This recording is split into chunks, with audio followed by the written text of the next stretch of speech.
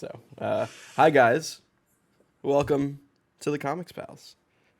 This is our weekly Saturday show where we talk to you about the biggest comings and goings of the comic book industry, whether it be on paper, physically in your hands, like Sean, or on the screen in front of you.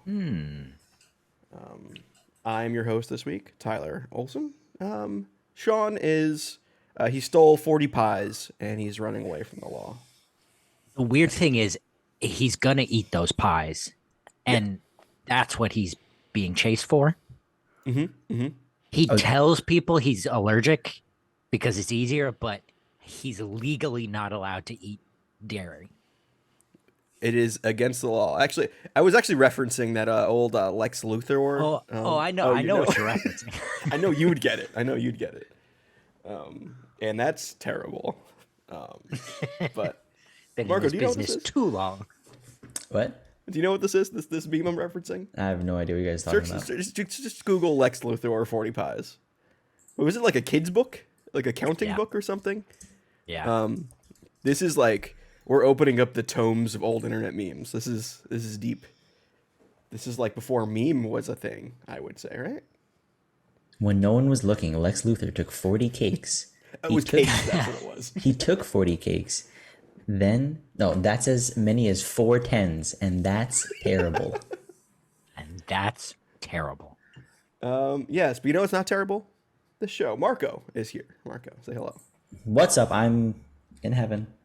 What shirt you got on today, Marco? What do you got? Evangelion! How often are you like Shinji in the chair? Oh, almost consistently. I'm freaking out all the time. I'm along for the ride, and by along for the ride, I'm suffering psychologically. Yeah. I saw Jerking it next to dead girls. Oh Does that happen?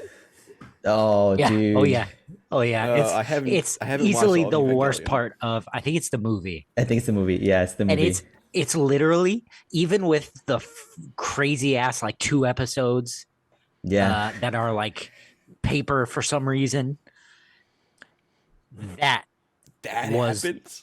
It's shitty, Yeah. dude. It's just shitty. like that was the gotta worst watch it. part of. That's the one complaint I have about that whole show is that moment when he when he does that. There's a guy like, wonking his willy what? next to a dead body. Yeah, She's not yeah, dead. it's in a coma or some Yeah, shit. yeah. But Oh, still, that's fine the point stands. It's a gross fucking scene, and This is it why. Out of character, like it's kind of not. I think like he's just shitty, and like they're trying to show that. All right. Sorry, Well, no, I was just gonna sidebar. make a reference how like my local tattoo shop that I got like my tattoos from. They got somebody got a Shinji in his chair on their leg. It's pretty good. It's kind of cool, actually. It's kind of It's cool. a pretty funny tattoo. I had to finish that. But Kale, you're also here. How you doing, Kale? What's up, hot dogs? Oh, I am on one today. Yes. You don't even know. If I wanted to reveal the type of person I am, I would go off. Let me tell you. You gotta maintain appearances though. Oh, I'm trying. Yeah. Let's just say life's What's fun. up, hot dogs? Yeah, exactly. Yeah. We've got Kefis and Catherine in the chat. The homies I want to see. It'll Let's be a good show. what does Marco say? Let's go. Let's go. There we go. All right. Well, let's go into this show. Because you should be able to follow us at this show. We're live today. This is at 10:15 on Saturdays. Is when we're live all the time for the Comics Pals show. And on Thursdays at 6 p.m. Eastern time, we're live for Pals Pulse. This past week, we had a little special preview of Junkyard Joe, a new image book by Jeff Johns and Gary Frank coming out first week of October 5th, I believe. And then we also talked about the actual books that came out this week. So fun show. But you can follow us at the twitch.tv/the Comics Pals if you're not listening to this live. You can follow us at the Comics Pals on TikTok, YouTube, Twitter, Instagram, Telegram. No, we don't have Telegram. WhatsApp. Although maybe we there's an should. untapped potential there. Yeah. Telegram? You know, my grandma's been asking me how she can listen to the show. Can you That do might be stuff the on way. Telegram? Do they have RSS feeds on Telegram? Because if so, that is not good for the country. Oh, Our country, Cal, I not thought you yours. meant like Morse code, like Telegram. No, the No, app. no. I'm talking about the alt-right app. Is that Telegram? I thought it was Telegram. I mean, it's a messaging service, and like a lot, like they'll use it. Like one of the Puerto Sounds like Rican marketing coming out of Marco's No, mouth no, no, no, right no, wait. One of the Puerto Rican activist sounds groups like that a I was pivot. in communication with also use it. And so I don't know. It's like a political thing, I think. Not to get political. But anyway, you could also support us at patreon.com/thecomicspals, where we can give out superpowers or supervillain powers to anyone who subscribes at the $7 higher level. And there is a cop car coming, so let me close my window real quick. Just like in a real superhero book. And this I week, think Sean might be at my place right now. They're coming for those cakes. this week on the Patreon, I dropped my most recent post. It was an about hour-long video. On Video? yeah, we Smash Brothers, though, so. on Smash. I did a Pac-Man tech video, and then examples in practice with my brother, and then we did a quick round of 3 to just show it come Yo, out. fuck yeah. So Pac-Man's fun too. Pac-Man's Underrated. real cool. I think Pac-Man's underrated. When I play he's real any party fighter, whether it's Smash or Multiverses, I like to pick the non-meta characters. Same. Mostly because I think it's fun and I like to troll. We like to do a little trolling, as they say. But it's also like they don't really know how to fight against it sometimes. Like I'll play as Duck Hunt because most people are like, "Yo, same. They don't know the matchup. King, Duck Hunt." And when you come close, I can hit you with like a down smash. Oof, destroys. you. They don't know the matchup. It's wonky. Yep. So for patrons, they can get superpowers, like I said. And I wanted to list their superhero names right now. So we have Thunderstruck Rebecca Alejandro, the Night Stalker Harris Najinsky, Brian Demolisher Del Pozo, Random Rocio, Kephas the Incorruptible, the Great Destroyer Hyper Viper 89, Momentum Mike Elliott, Starcross Catherine Stars, Indestructible Indy Aaron, the Hellspawn Scribe Nihilus, and the Ultimate Fighter Snake of Talons. So if you want a cool little name like that, get some recognition on the show, support us at patreon.com/thecomicspals. But enough of that. Enough of the shilling. We done shilling? You guys have the shill anymore? Nah, I can chill. We can show at the end too. Yeah. Oh, yeah, there'll be some end shilling as well. But Marco, Yeah. even though we want to shill about, like supporting us and get a little money, what will we do with that money? Maybe we can buy or sell stuff? Oh, we can. And so, buy or sell. I was listening to the episode that you guys did last week on the time that Marvel almost bought DC, and I had the thought. Jersey I'm Shore like, okay. episode. Yeah.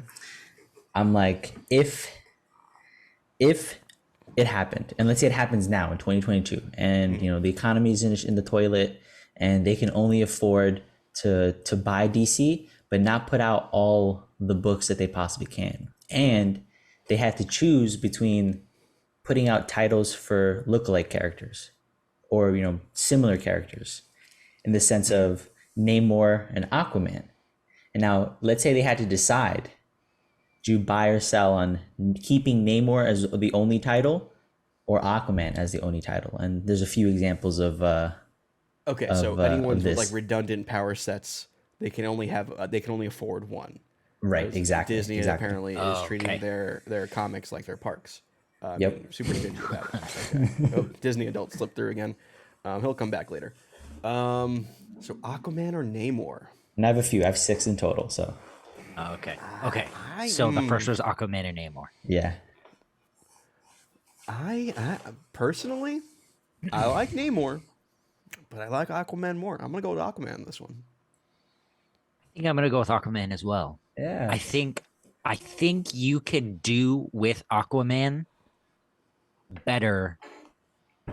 You can do Namor better with Aquaman. But But then we lose the Reed Richards cucked out story. Oh, We're losing that anyway. Nah, I guess so. Yeah. I. Or have Reed Richards cucked out by Aquaman. Hey, you know what? That Turn works him too, into right? Aquaman. I'm also going Aquaman because I think you can Wait, you're similar. playing your own game? Yeah, I could be doing this? well, this in this game, I think you can, right? Like, True. there's no right answer. This is true. Yeah. But I think Aquaman, you can do a lot more with him because Namor's big thing is he's potentially mutant, and that's like Is the it? tension. He isn't. Well, I think his big thing is that he's an asshole. Yeah, yeah. Like I like that Namor's part big of him, thing though. is he's a dick, both physically I- and personality wise. Yeah, I'm not saying that's not great in the right hands. It certainly is, but Sure. I think that's all he's got, really, yeah, yeah. other than the wings on his feet. Aquaman comes off as more kingly. Yeah. All right, so Okay. all Aquaman. What else you got? I got Deadpool or Deathstroke. If I'm thinking money, I'm picking Deadpool. Sorry. That's fair. Personally, I love Slade Wilson, so I'd want Deathstroke, but if this is buy or sell and there's a moolah involved, Deadpool's a little bit of a cash cow compared to Deathstroke. I gotta say, I agree. Deathstroke's a dime a dozen. Wow! Holy shit! We He's just You can make anyone into Deathstroke. Yep. You got Deadshot. Done. He's got a cooler mustache too. Deadpool makes the most sense. Again, cash cow for sure. So Which is kind of funny because he's the knockoff. and he has the more of the I cachet. mean, technically Aquaman was too. So Oh, really? Oh, I guess, yeah. Well, yeah. Namor came first. Namor, I don't know. yeah, I don't know if forward. they're. I mean, it's a pretty common archetype, but yeah. Sure. All It's right. not like it's a hard reach. Yeah, exactly. Black Cat or Catwoman? Oh, we're into cat girls now. Okay. Gotta bring in the cat girls. Black Cat or Catwoman? Hot take. I prefer Black Cat's costume. I think that's a great costume. I do too. But Catwoman, it's Catwoman. It's like the archetype of that kind of thing. You know, like she's more important. Catwoman's more important. Sorry. That fantastic Halle Berry movie. Come on. I'm gonna say Black Cat. Oh, here we go. Dissension. I think she's more interesting. I think. I think Selena Kyle's been through it. I think we've seen what she's got to offer, and Black Cat to me has a bit more personality. I think. She got a bit more something for sure. Luck. You mean luck? Oh, sure. Uh-huh. Yeah. Well, bad luck. Black Cat is the choice for me. She's a baddie. Wow. Way to minimize a whole character's history. And I've only read like three or four issues with her involved in anything. I have no context for it. there's a great recent issue of Amazing Spider-Man where it was a Black Cat Mary Jane team up. And one of them Yeah. talks to the other one and talks about how they have a dump truck ass. That was Yep. said Oh, in yeah, a yeah. Marvel comic. That's right. And they're getting a miniseries now. It's by Jed McKay as well. So I'm pretty excited for that book. Tremendous. Yeah. He's been doing good stuff. It's Under the wild that radar, but that's very not. good, It's wild that that's not like a what's her name? She's got those great plots. Oh. Oh my God. Next Leia one, Williams. Marco. Leigh Williams. Doctor Strange or Doctor Fate? This is the hardest one so far. Oh, trust me, they get Dr. Fate. harder. Dr. Fate. I gotta go Strange. I Yeah. think Dr. Fate hasn't been used to his potential. Fair. Um, And Marco, when you say character, you're saying that character, whether there's been multiple iterations of that character, right? Yeah. So, as a whole, yeah, Dr. Fate. you remember that Doctor Fate miniseries, New 52? It was with. Oh yeah, Yeah. Oh, like a new Dr. Fate. yeah. Paul, was it Paul? It was Paul the, Evans? It was the Did guy the, who did that book with Gene Lun Yang, right? The artist. I think so. Yes. The Book of not the Book of Fate. New 52 No, stuff. no, I know what you're talking about. It was that was real good. That turned me on to the character. I'm like, oh, this is really, really cool. Oh, Khalid Nasor. Yeah. That's why I asked you that question. I'm like, oh, because that guy's The Egyptian American kid, real good stuff. But I'm gonna go Doctor Strange. I've been having a blast with that with Clea as Sorcerer Supreme. It's been real good stuff. So I have recency bias there. fair. All right, next one, Hawkeye or Green Arrow? Green Arrow. Green Arrow. Oh, I thought you were gonna go Hawkeye. I did this one specifically because I'm like, no. I think Cal, I know you as a Green Arrow guy. Yeah. really? I'm just short of being Green Arrow myself. It's Hawkeye. I think for me. Green Arrow's more interesting. Huh. Which is funny because he's a Batman ripoff. Well, he's more of a Robin Hood ripoff. If you're really going far enough back, Well, he yeah, is the rich but so is Batman. giving to the poor. Well, the archetype. But like directly, like Green Arrow, like had an arrow cave and an arrow car and a No way. sidekick, and yeah. An arrow cave. I think there's a good joke in the first Injustice comic where Harley and Green Arrow are teaming up, and like Harley busts his balls for calling it the Arrow Cave. Yeah. Like it makes Yeah. no sense. Why wouldn't it be called the Quiver? And he's like, wait a minute. Yeah, no right. sense. Yeah. But I think the difference is with Batman, his character is so stoic and you know exactly who he is. I think Green Arrow is more interesting in that I'm not comparing him to Batman. To me, Green Arrow is more interesting because there's character development. He loses his wealth and he's reduced to a bow and arrow. Yeah. And he still uses it that way. And to me, he's just more interesting than Hawkeye. For me, I like Hawkeye because he is this ex-Carney who still has Carney mentality, who has to then be the literal equivalent to gods. With like Thor on the team, and like how does he, and then he winds up being like essentially the leader of the Avengers during West Coast Avengers. So it's that character growth that is Avengers great, Junior. and because he's kind of an asshole too. At least originally, he was kind of a hard ass. With Fraction's run, his character has kind of changed a bit. Softened. And it softened and not my favorite. I think most recently was it Rosenberg that did a Hawkeye book with Freefall. Freefall, yeah, which I think he kind of married the two versions of Hawkeye. That was really good. He a little bit of Fraction, like a little bit of like Avengers Hawkeye as well too. So like that was what I liked. And also that purple Carney, costume is great. The Carney bit isn't played with enough, I don't think. No, Lemire I think is the only one recently that's played around with it. Yeah. All right, last one. Wait, what was your pick? Oh, I kind of said Hawkeye. I think Hawkeye just because that Fraction run did a lot for me, and I haven't read a lot of Green Arrow to really know. I know that he lost his wealth, and so that like affected him on a personal level. But I like the idea of Hawkeye. Plus, he's deaf, and it just makes for like interesting dynamics within the context of superheroics for me versus Green Arrow. That feels more like a Robin Hood kind of thing, and that's less superheroics, if that makes sense. Kethis points out in the chat that he's one of the few comic book characters to talk about social problems. There's a famous issue of Green Arrow, Green Lantern, where Speedy's addicted to heroin or whatever. Oh yeah, I almost bought that cover on a shirt at Comic-Con one year. And that was huge at the time. It was I think it was one of the first to do that. probably.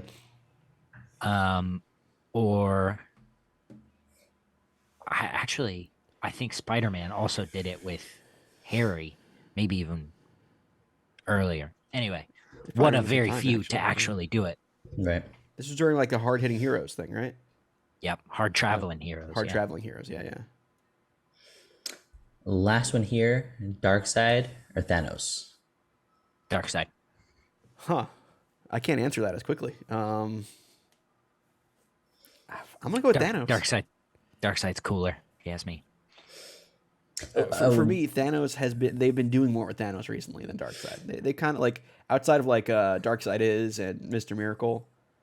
What do you need to do with Darkseid, really? I guess, but I don't know. Yeah, and I don't mean that as like a criticism or a criticism toward what you're saying. It's just like, Sure. that's it. Like, Is he more toyetic in your opinion? yeah. To Tyler's point, though, I think you can do stuff with the character, and for me, I like the complication between Thanos and Death, and like You that like whole him simping over Death. Hey, you know what? The complication. Maybe some people like to simp hard, all right? You know. Hey, we can't say that on stream apparently. Oh, but my bad. We're talking about a fictional character. There's nuance here. Come on, right. Twitch. 2D characters only. Yeah. Or 3D. Or 3D. Yeah. And that was buy or sell. Thank you guys for playing. Thank you. And where's the money that I get to buy with all this? You get a no cash prize. Nice. Mm-hmm. Nice. Sounds like my pay raises at my old job. Yeah. You get a pat on the back and a good job. Yep. Oh, a Starbucks gift card. At my place, I'm the fucking top seller in the city. You know what I get? Well, these other departments are doing garbage. Not even a good job for my performance. There is a side note. We're going off the rails here, but I think it is important for every single human to work retail once in their lives. I think the world would be a better place if they did that, or it'd be a much more cynical place. It's one or the other. It's one of the extremes. A lot more murders, I think. Probably. Oh no. But that was Marco. Thanks for you doing a game this time. Yeah, dude. I appreciate that. Yeah, dude. Yeah. But you also, Kale, we got some listener feedback. We got some listener notes. Let me pull them up. Here we go. Okay. This is from Dan Trudeau on episode 307. I can't believe Marvel even put out a one-shot special for Luke Cage's anniversary.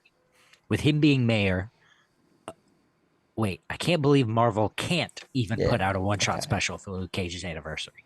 With him being mayor, they have the perfect framing story for a retrospective. It could be a look back at his life and superhero career leading up to him being the most powerful man in New York City. You could have different creative teams do short stories from different eras leading up to the present. I have to believe they could sell a decent number of copies of that type of book. It's also a shame they've made him mayor of New York City, but don't have a book about it. The mix of superheroics and politics could be great if you've got a top-tier writer to take it on. They're missing out on prime storytelling opportunities. Yeah. Get a fucking Aaron Sorkin superhero politics book. Get a lot of walking and talking shit. on that one. Yeah. I would kill for Mark Russell to jump on that. When he has stuff to say, he has stuff to say, and he's not afraid to not include politics in the comics. I'm trying to think who is getting arrested on my block right now. There's another cop car. I don't think he's, because I feel like with Luke Cage as mayor of New York City story, like you gotta tackle a race. And not that sure. Mark Russell isn't equipped as like a white dude, but I don't think it's something he's really written about too much. If I'm like racking my brain, You can parody Eric Adams. oh, you can. I don't know if you used Luke Cage to do that. But Yeah, that's what I was going to say. Yeah, fair enough. maybe if there's like another election year coming up or something. But if anything, I think you could parody. Is J. Jonah Jameson still a right wing news guy in the comics? No, he's like a good guy again. He's not like an Alex Jones equivalent. Yeah, because his dad is married to Aunt May or something. Right. Yeah, and he knows Spider-Man's identity, and they're all chummy again. Okay, yeah, all right. That's right. So you can't do that. You can make one up though. No, but yeah, it's do you guys have thoughts on Marvel putting out for Luke Cage's 50th, 60th, 60th, I think it was. one variant cover It's shitty. for Daredevil? Yeah. Where else is he though? Thunderbolts. He's in Thunderbolts technically. He's like the man in the chair for Thunderbolts. Oh, his 50th anniversary. 50th. Okay, maybe his 60th. They'll give him his due. Yeah, maybe. The shame is, to Dan's point here, you could do so much with the character. There's just history. There's literal history that you can address. The origins in like blaxploitation. You can address the. I'm not as familiar with the era between him and Storm. Like, that's something to bring up. There's just too much to do, and it's a shame that they can't bring themselves to make some kind of series around it. A one shot, a 5-4 issue mini. Like, you could do stuff with this character. They did more with Kingpin as mayor in the time that he was mayor than they have with Luke Cage in the time he's been mayor. Like, as soon as Kingpin became mayor, it was like, all right, he's the villain in like 5 books. Yeah. To be fair, he's only been mayor for like 10 minutes. In continuity, yeah, especially with Thunderbolts being delayed as long as it was. But I also think, boy, I sure did have a thought. Well, I lost it. You could do shit with, like, so I did a rewatch of The Wire last year. Thinking like season 3 Wire or like season 5 Wire. Yeah, with Garcetti. I liked. Yeah, with Carcetti, exactly, that kind of stuff. That's the kind of shit you can do. You can do good storytelling there. And one of my favorite seasons was the media season. That was season 5, I think. So much to do there. Yeah. So much you can do about like how messages get distorted when going out to the public because of whatever, and a lot there. Give me Luke Cage doing Wire season 2 where we just learn about dock workers. That was a good season. People are down on that season. But I mean, down in the sense that like it's just not the best season out of everything. Sure. I think give it if it was any other show, it'd be like, yeah, this is pretty good. Mm-hmm. But there's too many people that are just like crazy fuck ups in that. But like they can do that with like Boomerang or something. Give Luke Cage some like weird supporting characters that are screw ups. Oh yeah, redemption characters. Or completely opposite direction. Do like a Parks and Rec New York. Like a City Hall kind of comedy, which that I think Mark Russell can do. That's fun. Mark Russell on it, yeah. I wonder if, and I just had this thought, so I am sort of workshopping it. I wonder if Marvel is trying to avoid social commentary with Luke Cage. I think so. Because it's so present in the modern world. Sure. Because but paying lip service to it through characters like Miles Morales or Black Panther, by including those characters and building them up higher. One, because they sell more, but also because, they can do that without necessarily addressing like systemic issues that would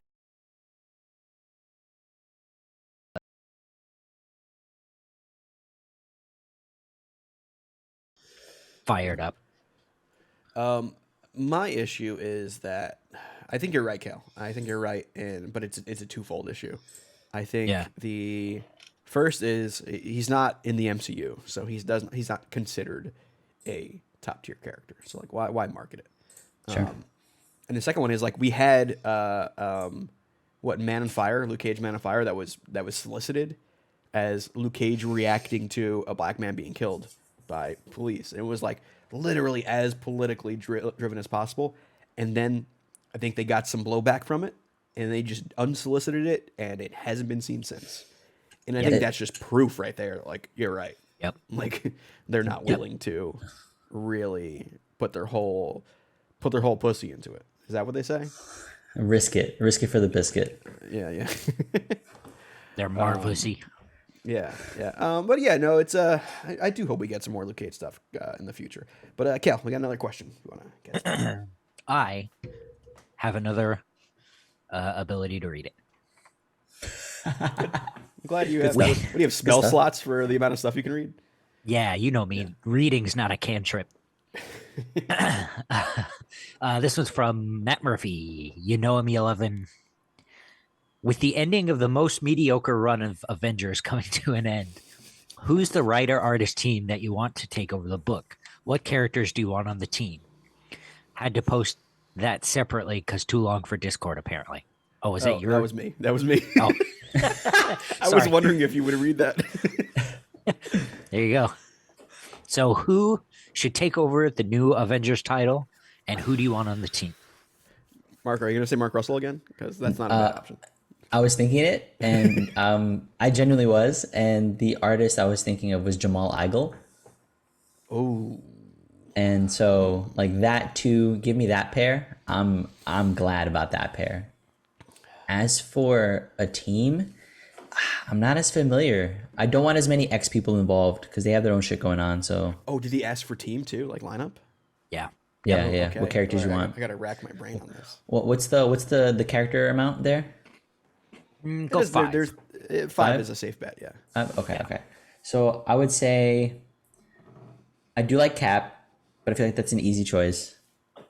Which Cap? There are 15 running around.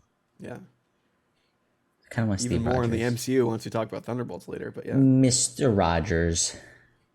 His neighborhood? His neighborhood too, or just him. Yeah, just him. Who else? Maybe give me one X person. I'll take Rogue. Oh.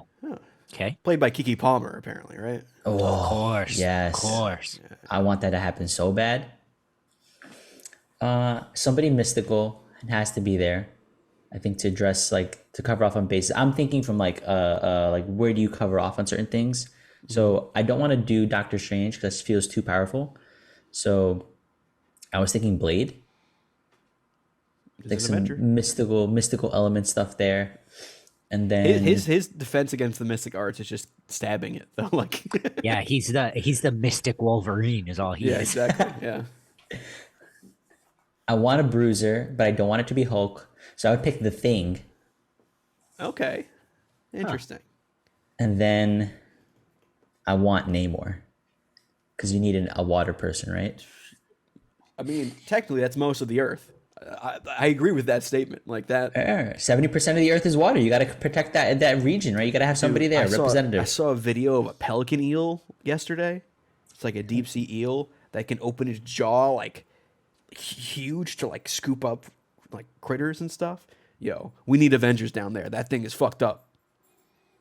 I don't like that shit. It's weird. It's uncomfortable. It looks like a Metroid villain. I don't like it. Ooh, I like it now. Metroid villain, good comparison. But that's my team. For me, the art is easy. I want Dan Mora at Marvel. I want to see what he can do at Marvel. Dan Mora, I don't think I've seen it, and I want it.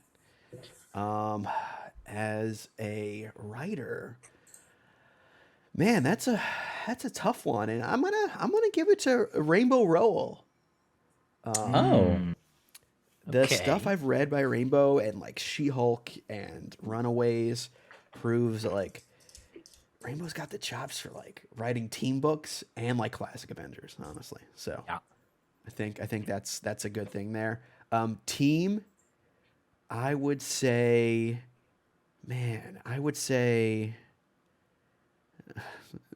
corporate synergy here. You need your young POV character. Throw Miss Marvel in there. I think She-Hulk works, especially if I'm doing Rainbow Roll, because there's some continuity there. Throw Moon Knight on that team. So let's get our most recent 3 like MCU people on there. You know, Moon Knight could be a little bit of a, your rogue for the party. Sure. Both in the thought of like a rogue, like you don't know what the hell he's gonna fucking do. He can go rogue any minute. I want to throw. You need a science guy. I want to throw Beast on there. Oh, that's good. For your bruiser, I'm throwing Venom on there as the bruiser. Let's give Venom his due. Let's make him full hero. And I think you need like a leader as well. Am I doing 6? I'm doing 6. Sorry. I'm gonna put. Man, I'm gonna throw Black Panther on there. Okay. As a leader, interesting. That's a good I like one. it. What you got, Kale?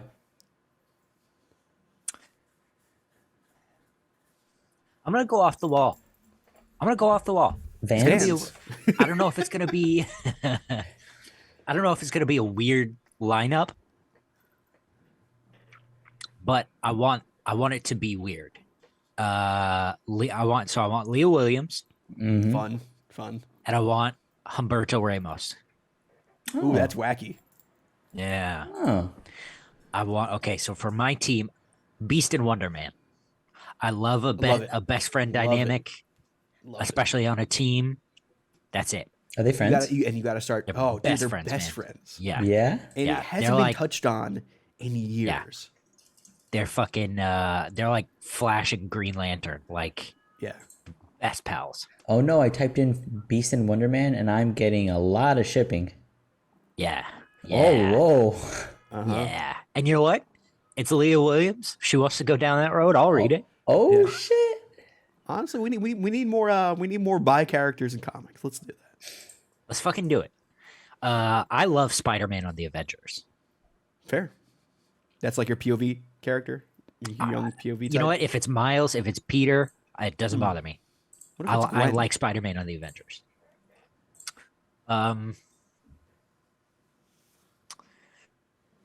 You want to go off the wall? Okay, go ahead. What if it's Ben? But see, he's doing all this weird. Oh yeah, he's doing Clone sure. garbage now. Get the fuck away from my Avengers. Yeah. Yeah, where if I could have just before that, where he's come back recently for Sure. Yeah. whatever, I would do that. Yeah, absolutely. I'm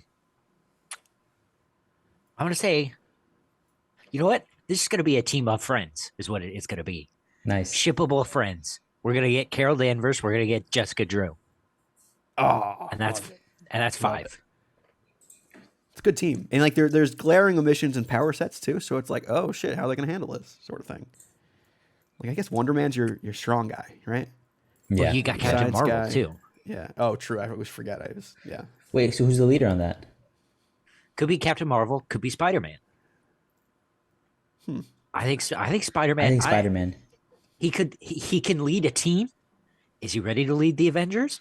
It's a great place to find out. Oh, I like that premise. I like that premise a lot. Okay. What if it's I Peter and like love- he finally like lets Miles have New York? Like you can handle it now. I'm going. Yeah. I'm going up. Oh. my shipped to the luck main has event. been too hard.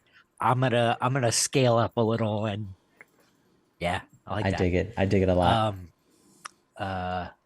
I love Humberto Ramos Spider-Man too. Yeah. Classic. He's probably one of my favorite Spider-Man Spider artists. Woman too. The times I've seen him do that. Yeah. And you're doing classic Spider Woman costume, right? We're not doing this this goggle detective one. Listen, I'm not bothered. As long as it's not drawn by Mal actually, O'Mara. you're right. We've got sunglasses covered with Wonder Man. That's our sunglasses department filled. Yeah, we can go original costume. Yeah. And with that Wonder Man TV show coming out, you got to start seeing him again in the comics. So I like That's this. right. That's right. I like this. That was fun. Thanks, Matt. good. And all three of those options sounded better for what I've been reading in Avengers for the past 4 months. So 2 years. I Kef kid. I enjoy it somewhat. Kefis in the chat also agreed on Rainbow, and I know he's a Dan Moore fan, so that's a dude, buy. That's funny how I think Kefis and I had the exact pair in mind. Yeah. Yeah. Great minds, Kefis. Great minds. Yeah. So those are our questions and listener feedback. Jordy, can you come here, bud? All right. Sorry, my cat really wants attention today. All right. So there's some news in comics this week. There's been some happenings. Remember something we talked about a year ago? I say we, as in we, the Comics Pals. I don't know if I was here for that. I might have been here for some of the discussion. We talked about Substack. Oh yeah. Oh yeah. So guess what? Still a thing. Still a thing. So there have been 2 more announcements to the Substack Pro program that Nick Spencer helped kickstart a year ago for professional comics writers doing their own Substacks to produce material. And would you know it? It's more white dudes. I mean, they're the only people who work in comics. So True. I was gonna get there, which is like, oh, I guess that's all you can do in comics, right? That is the only people who do comic books, right? Yep. Yeah. Yeah, Yep. just white dudes. Yeah. But no, so it's Matthew Rosenberg and Joshua Williamson have been confirmed to be coming out with Substack Bros. Oh, interesting. Rosenberg plans to be doing a whole bunch of cool creator-owned stuff on there with behind-the-scenes stuff, writing, creative process. He even has a planned semi-regular virtual movie club planned for it, which that sounds interesting, honestly. that could be fun. Yeah. Which is apparently available at the free level too. So Huh. Oh, okay. sure, I would maybe bump that one over to the next level there, Rosenberg. But and then Joshua Williamson also announced for Substack Pro, where he's going to be coming out with Tales from the Nailbiter and other terrifying Yes. stories. So he's continuing his work with Henderson. What's his first name? Is it Mike Henderson? Yes, Mike Henderson. To do more. It looks like more of a nail biter anthology. Because I know there's multiple serial killers in the nail biter universe, and there's gonna be guest creators on it as well. So should be interesting there. Have you guys read Nailbiter? I read the first volume. Yeah, Yeah. I read the first one when it came out. Yeah. it's yucky. Yeah, it is. And then Bleeding Cool keeps hinting at Jerry Duggan also being part of this. It's just not announced yet, so we'll see what Jerry Duggan has to do. In the meantime, he has a Kickstarter for a photo book coming out of his life as a comic book creator. It's just photography he's done throughout the years, so that's interesting. But how do you guys feel about these Substacks? Are you surprised we're getting another year of this? No. This is par for the course of like creators wanting to do their own thing and try to figure out how to best finance it. And it's unfortunate that we're in that situation where this is the way to do it. It feels like there's not really another way to capitalize on the success of a creator if you're not writing for the big two or doing your own series. And now we're at a point where it is so easy and ubiquitous to do your own series and find ways to support Kickstarter, through a Patreon. Like there's just an easy accessibility to it. And if I'm getting paid up front by a company and I'm getting a contract signed where there are certain stipulations that protect me in some way, that's like getting a job because, well, they got good benefits, you know? I get good dental. Gotta love capitalism. That's the reason why people take jobs. This and that's what this feels like is you're getting some sort of financial security, and that is a good thing for creators. I can't knock that. I can knock the company, and I don't blame them for doing this because to some extent it's hard. I agree. You know, like there's a reason why I graduated with a screenwriting degree, but I work in IT. You know what I mean? Like Good benefits, right? Understand. Not good benefits. Benefits. Oh, fair. Okay, sure. But mine are fine. But the fact that I even have them is really all there is to it. I can't. This is not one of those like can't hate the player, hate the game sort of situations. Yeah. You know? Yep. Don't blame them. They're making it work.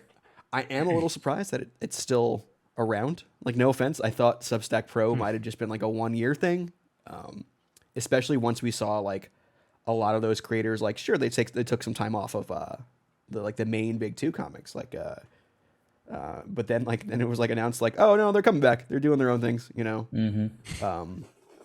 It is interesting seeing Williamson on here because he seems to be being positioned as like the big guy at DC. Or one of the big writers. But again, maybe that just says a lot about big two books. Yeah, that's a good point actually, right? Especially if he's the one leading the event right now and he's opening one up. That's like, oh, they gave me the opportunity to write an event that's not paying well. Or maybe he's seeing the writing on the walls when it comes to DC Comics. You know, we've talked about Warner Discovery, which now apparently might become Comcast Warner Discovery in a year. I know. I fucking hate that shit. It's interesting seeing his name on here. Yeah. The only one that really interests me is Rosenberg, but I don't know. I haven't read enough Rosenberg to care that much. Man, None of these three do anything for me. So Are you guys subscribed to any or following any at all? I I was subscribed to Chips briefly. I'm still on. Excuse me. I'm still on paying for Snyder's. Okay. I haven't watched any of it. Typical subscription. Basically just giving Scott Snyder's $8 a month. I'm subscribed to Chip's free one, Yeah. Okay. and I just signed up for. He's done some comics. Ben Blacker from the Thrilling Adventure Hour, and he does a lot of TV writing podcasts, and Yeah. he just launched one, so I'm excited to see what he's got. I'm a big But fan of his. other than that, not really. Same. Once the initial announcement came out, and like I was interested in the Hickman one and whatever that universe they were trying to build, but Yeah. it doesn't look like the comics ready. They're all still in this ideation phase. It almost feels like, and I liked how he invited different writers, like Rom's involved. I think James Tinian's involved to some extent, and that's interesting. But kind of need a finished product. I think the most interesting one is Grant Morrison's.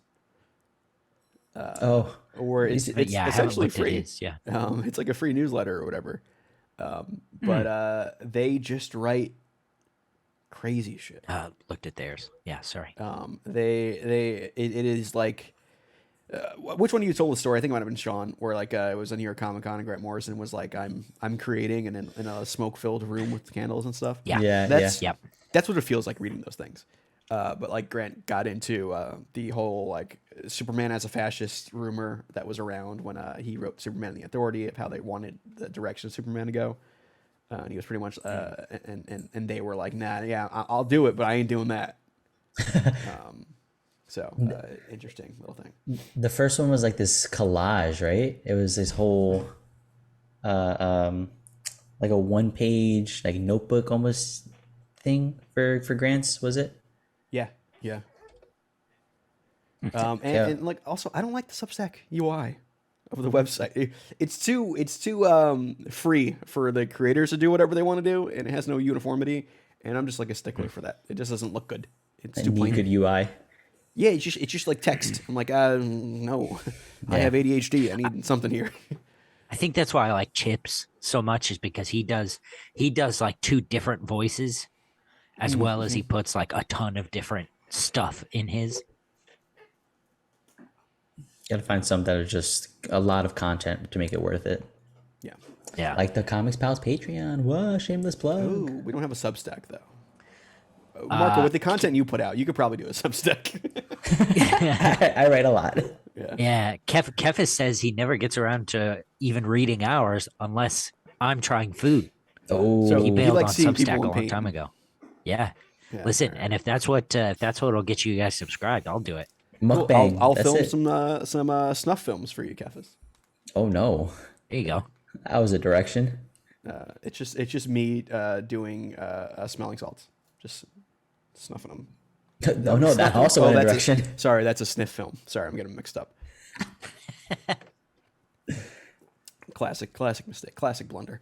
But yeah, I mean, so my thing is like, I wish these guys luck. I hope it works out for them, Yeah. but it's not really for me. Sorry. Yeah, this particular crowd doesn't do anything for me. Same. But we also got some updates on Tamale Gate. I was they really add more tempted food? to put like kind of the opposite. I was tempted to put like a little sounder in here that was just like a mariachi band, but I figured that was insensitive. Oh.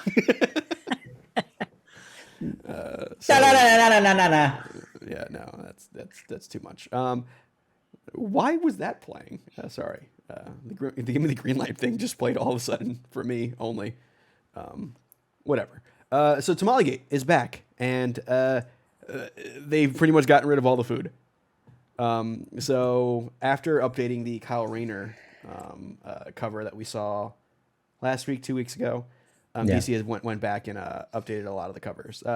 The Blood Syndicate and the Hawk Girl one still keep the food in it, so those aren't changing. which the Blood Syndicate one was good. It was the one with like the family eating food, like it had like a communal aspect to it. Right. The Hawk Girl one where she was a waitress doesn't make sense. Don't know why they didn't change that one. But they changed the Jessica Cruz one, where it's the same thing. She's just not holding a tamale anymore, or whatever she was eating. It was a burrito or something. Yeah, the Blue Beetle one is a completely new cover. He's no longer eating a whole bunch of tacos. Now it's like a fireworks and stuff. It's a pretty decent cover. That's cool. And then the Bane one is just some like classic. It just looks like it was like a Forever Evil variant cover that they just kept in a drawer somewhere, and they brought back. Like if they were going to keep any of the food covers, I would have kept the Bane flan cover. He was eating flan. It was so cute. I know. I like that one. It was adorable Bane. And then they also updated the one for Renee Montoya, which is the same thing without the mango, The and fruit, the fruit around her. Which, fine, Right. I guess this is a weird cover up. This is like a weird backtrack. For me, it's weird because now it's especially weird now because it's like, well, now they're just shitty covers. Yeah. This one in now- particular. Like I'm more upset now. Like these are not inventive covers anymore. Well, yeah, it's like why did you reduce them down to the food? But now I'm also like, well, why did you take it away? Give Typical me comics something. fan. Yeah, you can't. Damned if you do, damned if you don't, sort of thing. Like I was just like, the idea that every cover had food was like, oh boy, is that what Heritage is? But also like, they were pretty good covers. Like, well, yeah, it's like my problem isn't necessarily that they were all food. It's just that it's weird that they reduced this Heritage Month to food. Right. sure, yeah. To be honest, I liked them all except for the Green Lantern one.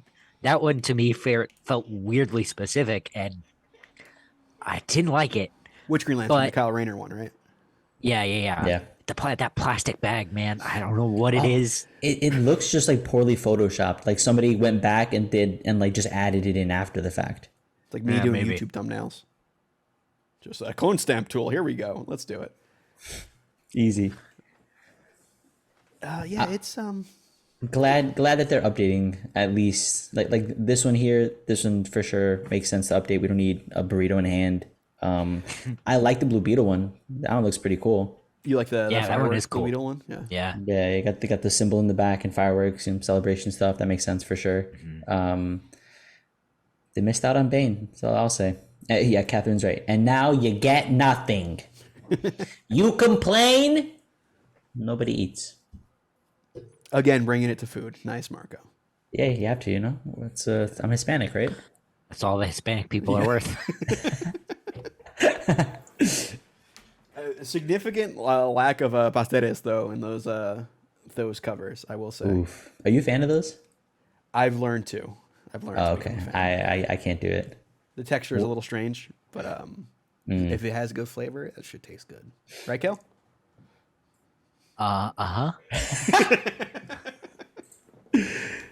Kale, I think you might like it, Kale. It's I don't know. What is it? all right. So it's all right, real quick. It is. Well, it's like meat. an unwrapped tamale, essentially. Basically, it's just like meat inside a mixture of a boiled mixture of banana, No, like it's almost paste, not platanos, paste. isn't it? Yeah, plátanos. Oh, yeah, right. not I was banana. gonna- It's not banana, like not yellow bananas, green banana. Plantains? Yeah, that's it. That's it. Okay. Sorry, I It's didn't know not the word. that white, Marco. He doesn't know what a plantain is. And you mash it up. You put meat inside. You put it into like a banana leaf, boil it, and it comes out. And like the texture is almost like a little bit like a flan, but you cut it inside. There's meat. There's beans. You get like an olive sometimes. It's good. Oh no, thank you. I'll take mine without the olives. I only like within like the last like 4 years have I had like platanos for the first time, which is wild because I'm not a big banana guy. So like the idea like, oh, this is a banana, this is just a fried banana, was like buck wild to me. Then someone's like, no, plantains do not taste like bananas. I'm like, that's Yep. bullshit. I don't believe you. I'm not eating it. And I ate one. I'm like, yo, this shit's delicious. It's so This good. shit tastes like bananas. This shit's bananas. Bananas. All right, Gwen. All right, Gwen. Let's get away from Hispanic food because that's all that matters apparently.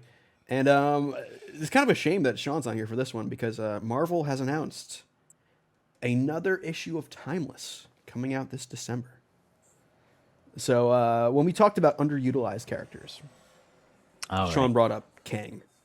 Kang being underutilized. And I was like, yo, he came out with a Timeless book that last December. Or like seeded Miracle Man for some weird fucking reason. But we're getting another one this December. And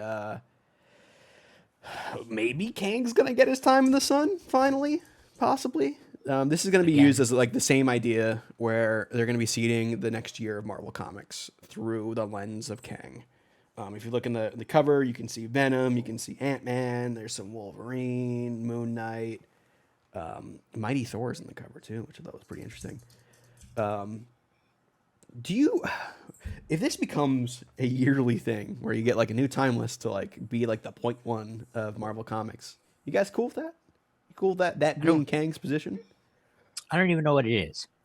So, do you remember those like point ones they would do? Nope. Where like they introduced Miss Marvel and they introduced like Black Nick Fury. Nope. It's essentially Marvel puts out occasionally, usually by the end of the year, right before the new year, these one shots that are kind of anthology stories where it seeds a whole bunch of like does little quick stories about characters that are going to be important coming up in the coming year on the publishing line.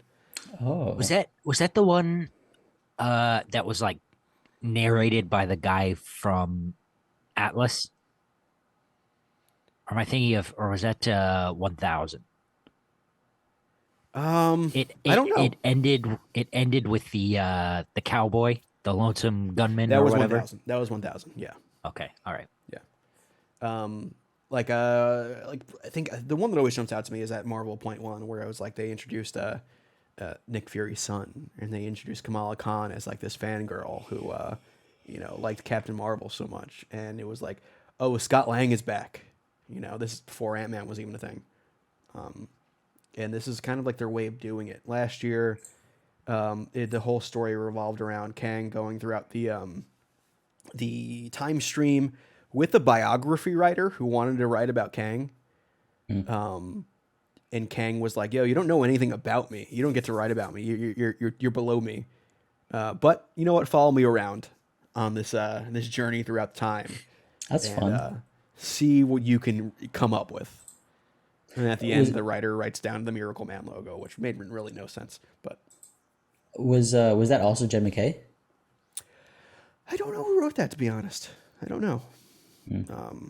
I can see who's writing this one. Let's see. This one is Jed McKay, and art by Salvador LaRocca, Greg Land, and Patch Zurcher.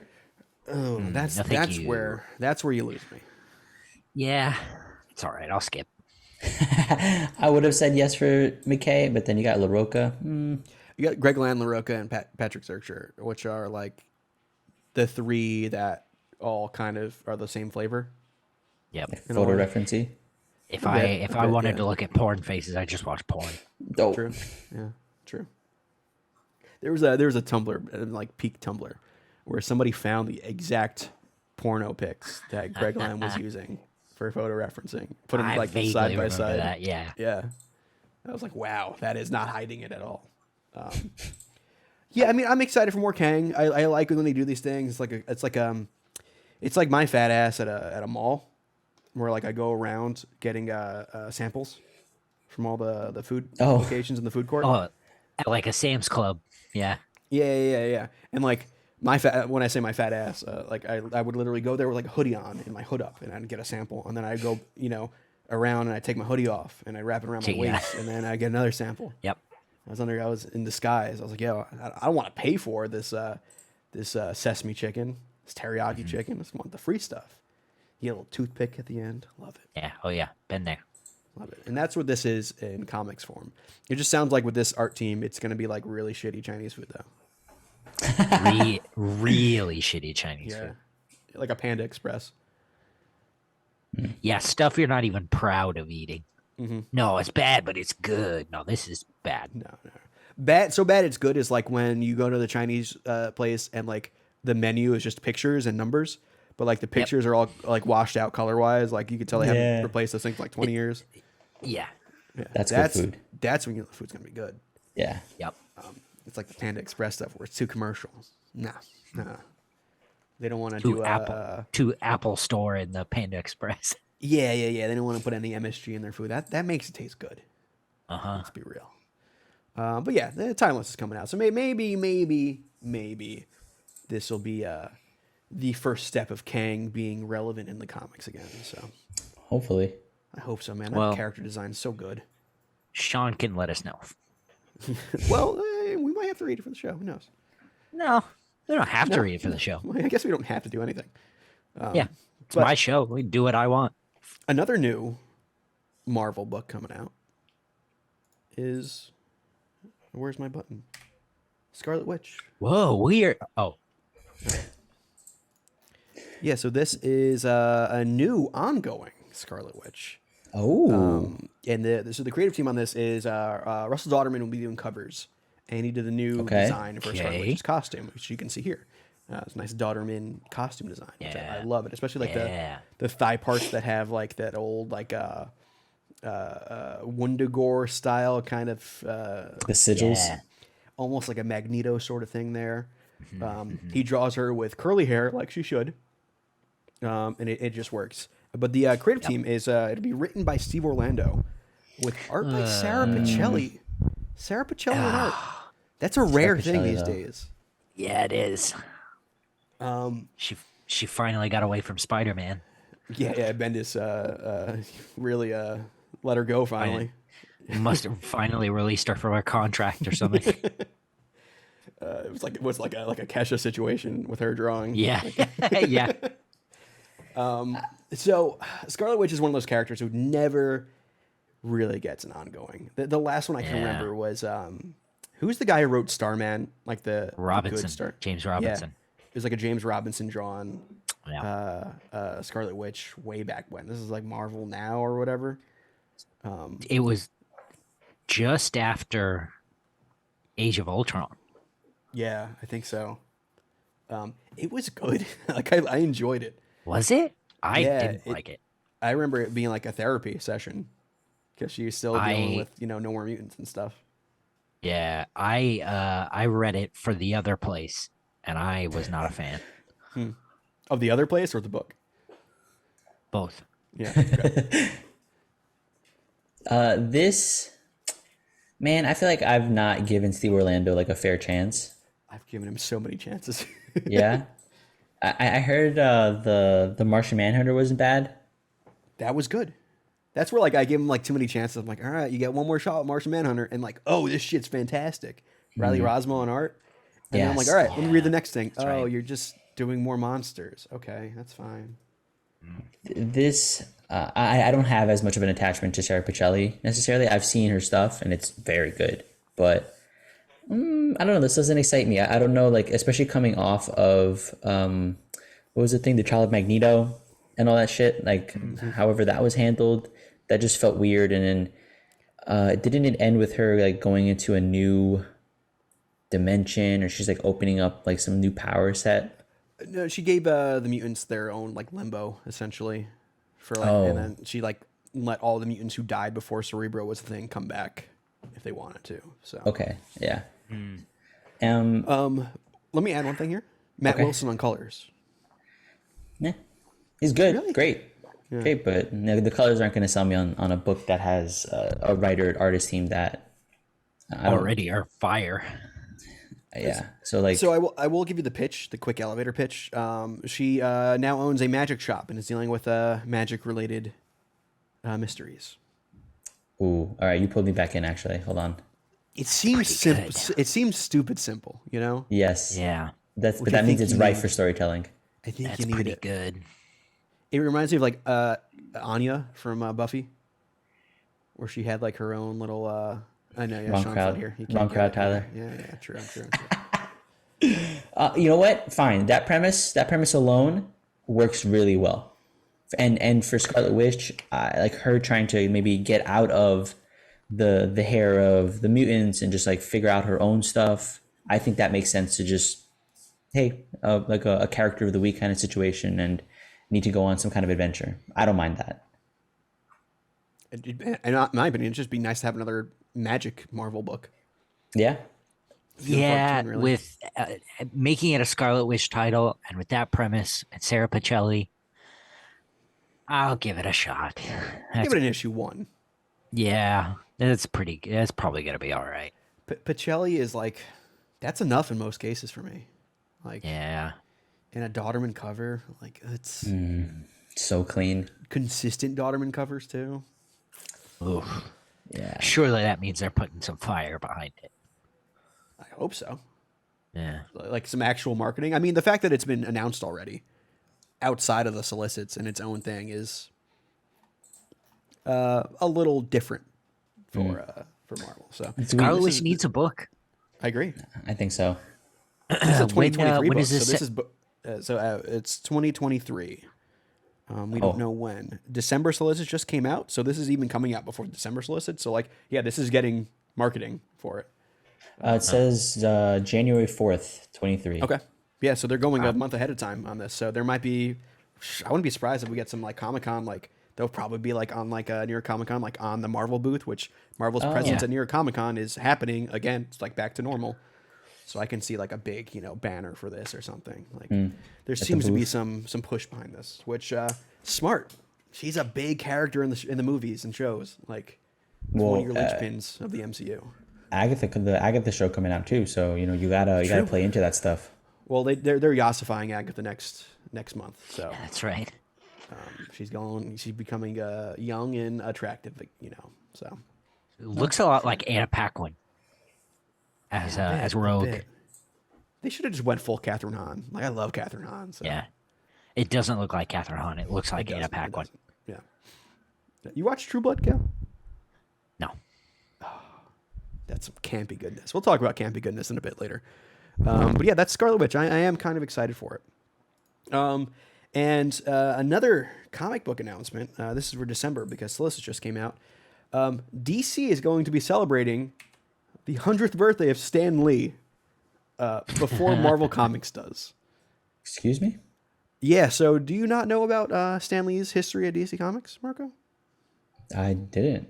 So You DC, don't know about this? What kind of comics fan are you? Really? I thought he was always at Marvel. He was. See, this is why gatekeeping is good. We got to keep this riffraff out, Tyler. We got to gatekeep Just Imagine by Stan Lee. So Yeah, that's right. Just Imagine by Stan Lee was a initiative, I want to say in the 90s? 2000, no, this is 2001. There's one that says. Yeah. It was a series of one-shots where Stan Lee reimagined the Justice League in ways that made sense to Stan Lee. He pretty much Marvelized a lot of them. Yeah. So his Batman was quite literally a Batman. First black Batman, technically. Progressive King Stan Lee.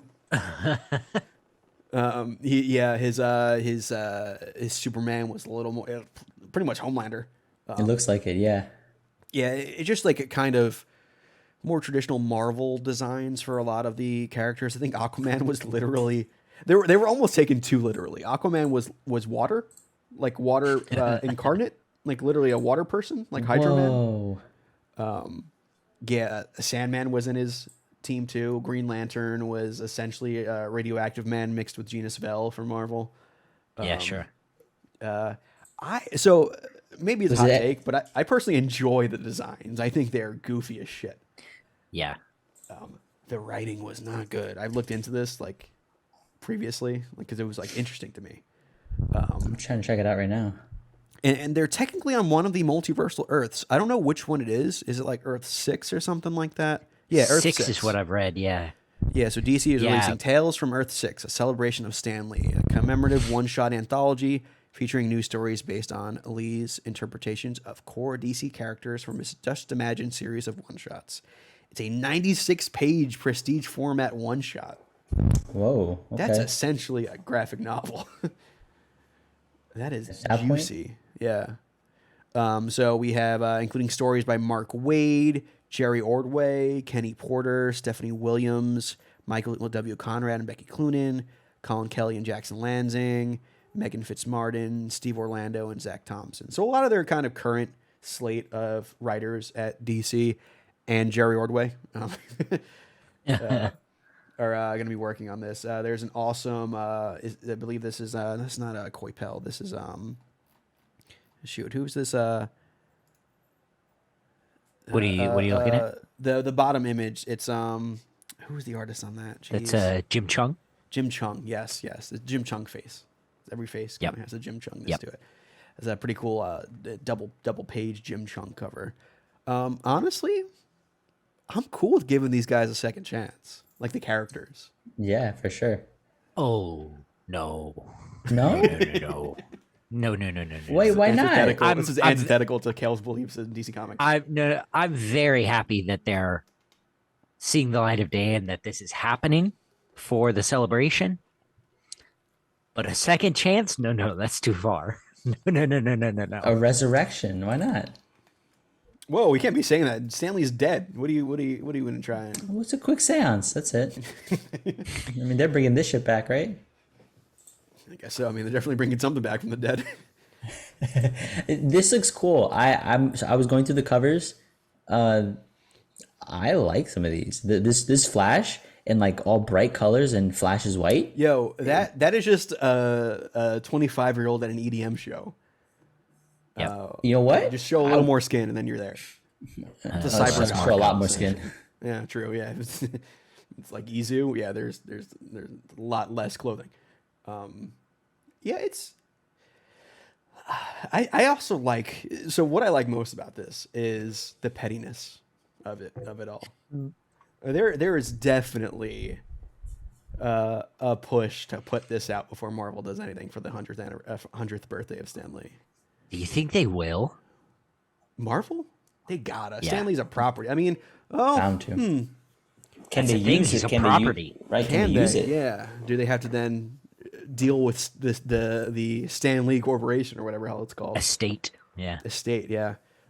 Would they want to? Yes. He's essentially a character for them. I don't know. I don't know. I genuinely don't know. It depends on how much money the estate's going to want, I think.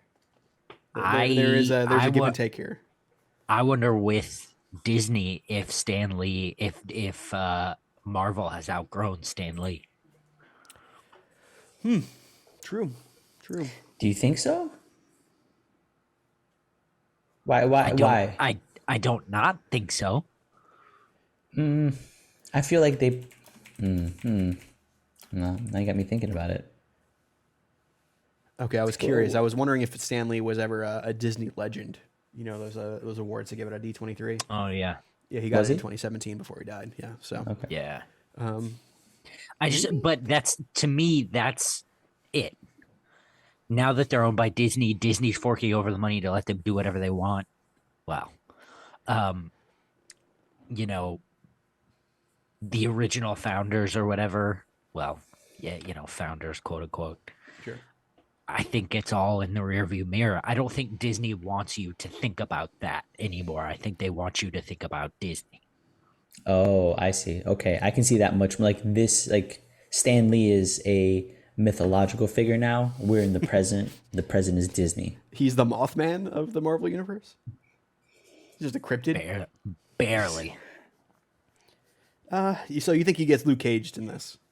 Maybe a variant. Maybe a reprint issue.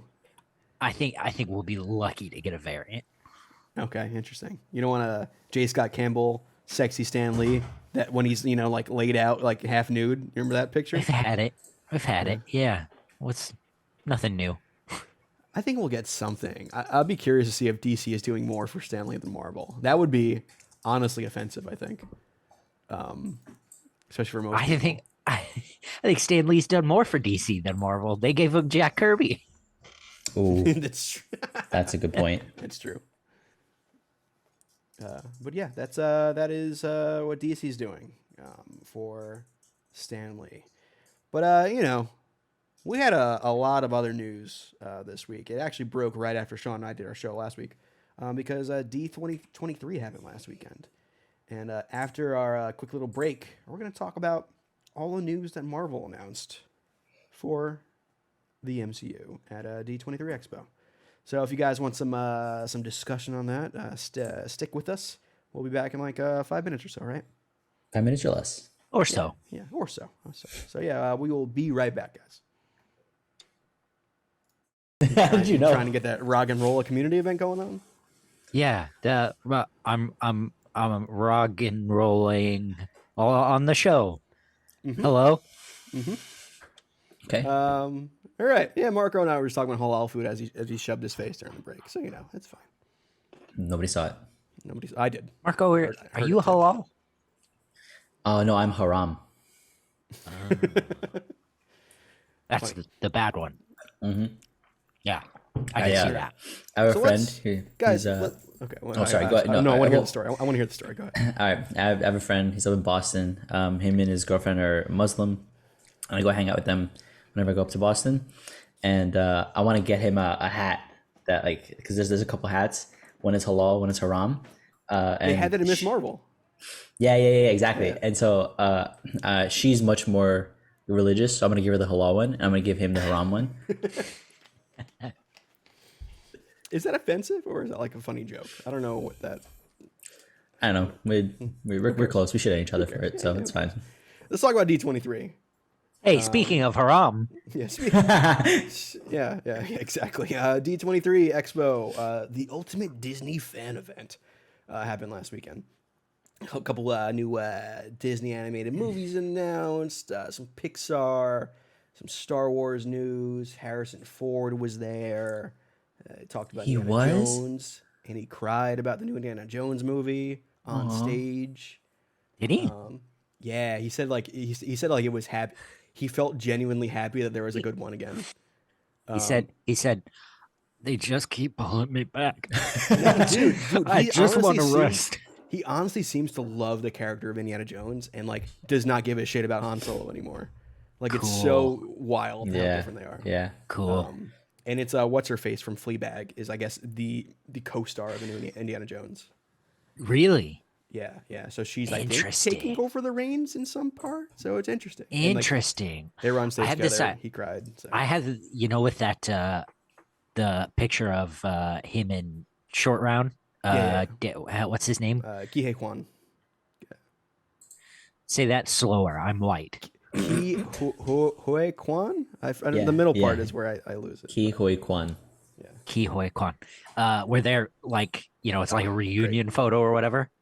I have this permanent idea of Short Round being the rightful Indiana Jones heir.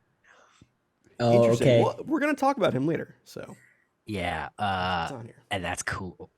James cool seeing them Mangold together. attached to that. Dude, he's directing it. Yeah. Huh. Indiana Jones? Yeah, Yeah. he's directing it in Indiana Jones. Fuck. Yeah. It's interesting. It's very interesting. And then Hasbro just announced that they are doing an Indiana Jones line of action figures too. So I don't know. their I Black kinda want Series more. Star Wars are good. Give me more But Lego. let's talk about actual Marvel stuff because Marvel did announce something. So because I have am a to? Disney adult and I have to get it out of the way, the first one I want to get out of the way is that Avengers Campus in California is expanding. Woo! And they are doing a multiverse ride, guys. I know Whoa. it's lighting Kale's ass on fire. He loves this. You know me. This is introducing King Thanos, a multiversal Thanos who won. And you get to follow the Avengers from across the multiverse as they fight King Thanos. It just looks cool because, in the promotional art, you have Daredevil and Man-Thing and She-Hulk and Captain Carter and animated Spider-Man fighting Thanos. And, that's kind of cool, I gotta say. And also, in my opinion, it was nice seeing Daredevil, front and center in some art. So... Tyler, I've never been to. I've been to Disney as a child. I've never gone back. What is the experience of these rides? What is it? Are you watching something as you're in a thing? What is? We don't know for this one. There's only see. one Okay. promo art, and it shows a car of 8 people or so. In this, if I had to guess, did you ever do the Spider-Man ride in Universal? It's essentially you're in a car. There's 3D glasses. The car moves around with screens, and they shoot like fire out, and they shoot like water. So it's like a 3D, 4D experience ride. If I had to guess, it's probably something similar to that. You're going down like a track. There's a track, yeah. Okay. Disney's been using a lot of trackless ride systems lately, where they don't have a track. It's literally a car that's controlled by not AI, but like there's like it knows where to go, like a Roomba almost, like a big ass Roomba that can hold people. So maybe they'll use that. There's way too many characters in this for this not to be like a 3D 4D ride, because there's no way they're putting like animatronics and shit for 50 different characters.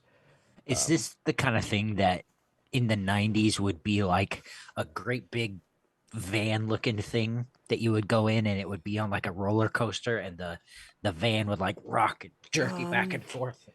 Sorta. If I had to guess, again, we don't know exactly what kind of ride this is, but if I had to guess, it's that same idea in a giant warehouse instead.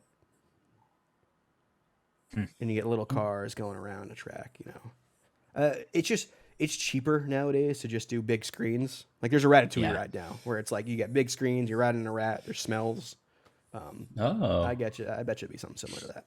But it's cool to see like Donnie Cates as Thanos in this. This is King Thanos from the Thanos run. So it's like, all right, they are taking some stuff from the comics. I thought that was pretty cool. But that's just one little thing I want to get out of the way, because we got a lot of MCU stuff to talk about. Both a lot and also a little bit, because we had predictions 2 weeks ago. We even talked about it a bit last week. We were like, "Yo, they're going to announce so much on here." Not so much. We'll get to the end there about the emissions, but the first thing they announced and finally confirmed, because we've heard about it for a bit, was the Werewolf by Night, a Marvel Studios special presentation. The first one of these special presentations they've done, coming to Disney Plus on October 7th. So this is like less than a month away. It would have been like a month from when it was announced. And they released a trailer for it. Did you guys check out the trailer at all? The Werewolf by Night trailer was cool. Yeah, It was really cool, dude. I saw the guy with the beard first thing, and I went, John C. Reilly? It wasn't him. He's already in the MCU. Yeah, I know. He should have been that guy, though. I've never heard of this character, and I am fascinated now. He's literally just a werewolf. Like, yeah. But the fact that whatchamacallit's in it, Kristen, what's her name? Who? Jessica Jones? It's not Jessica Jones. Wait, what? Different actress.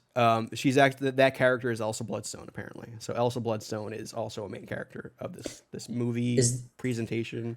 We don't know how long this thing is. So yeah, that's not Kristen Ritter? Nope. No, there's somebody different. Oh, damn. Okay. I thought it was her. I'm like, holy shit, this is a Jessica Jones like mystery horror situation? Fuck yeah. That would go a completely different direction if it were Jessica Jones. Okay. Oh, yeah. It's so my favorite part about Werewolf by Night is that the character's name is Jack Russell, which is just a dog. Like, yep. Oh, Jack Russell Terrier. Oh, that's so funny. Okay. Which I think his name is like Jacob Rusoff, but they call him Jack Russell. Like that's like his Americanized name. That's funny. So I'm pretty excited to see it. I hope they keep that in this. He's one of those like weird D, maybe F tier Marvel characters that's showed up in like Marvel Team Up. He showed up in like the Franken Punisher series.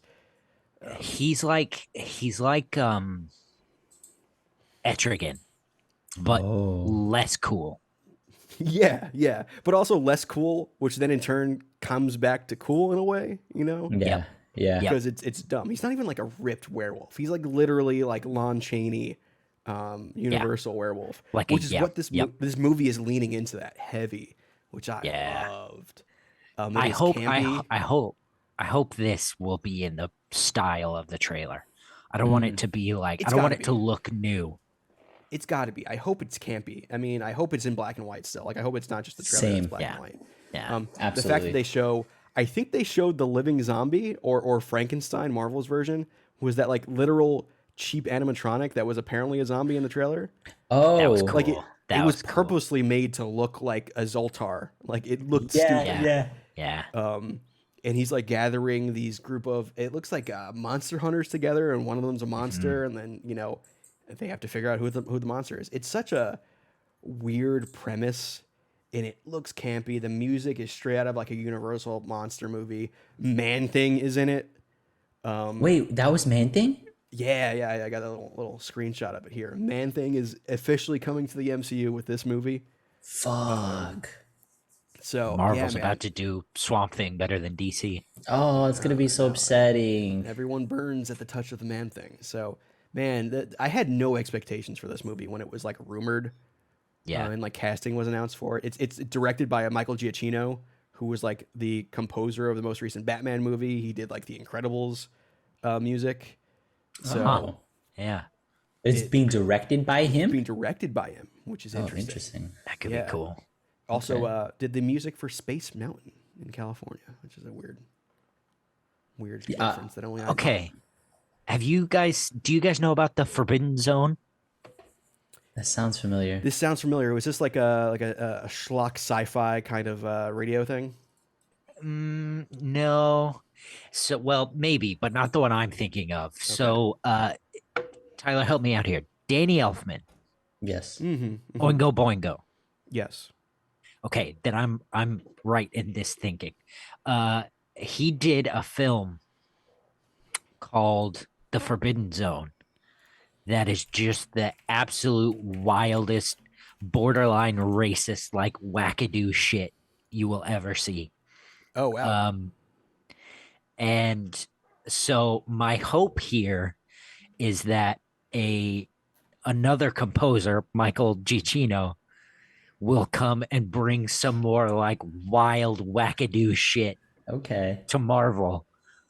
can see that. And it'd have to be as sanitized as, Disney and Marvel will make it. But even if we get like borderline Sam Raimi stuff, I gotta say I'm there.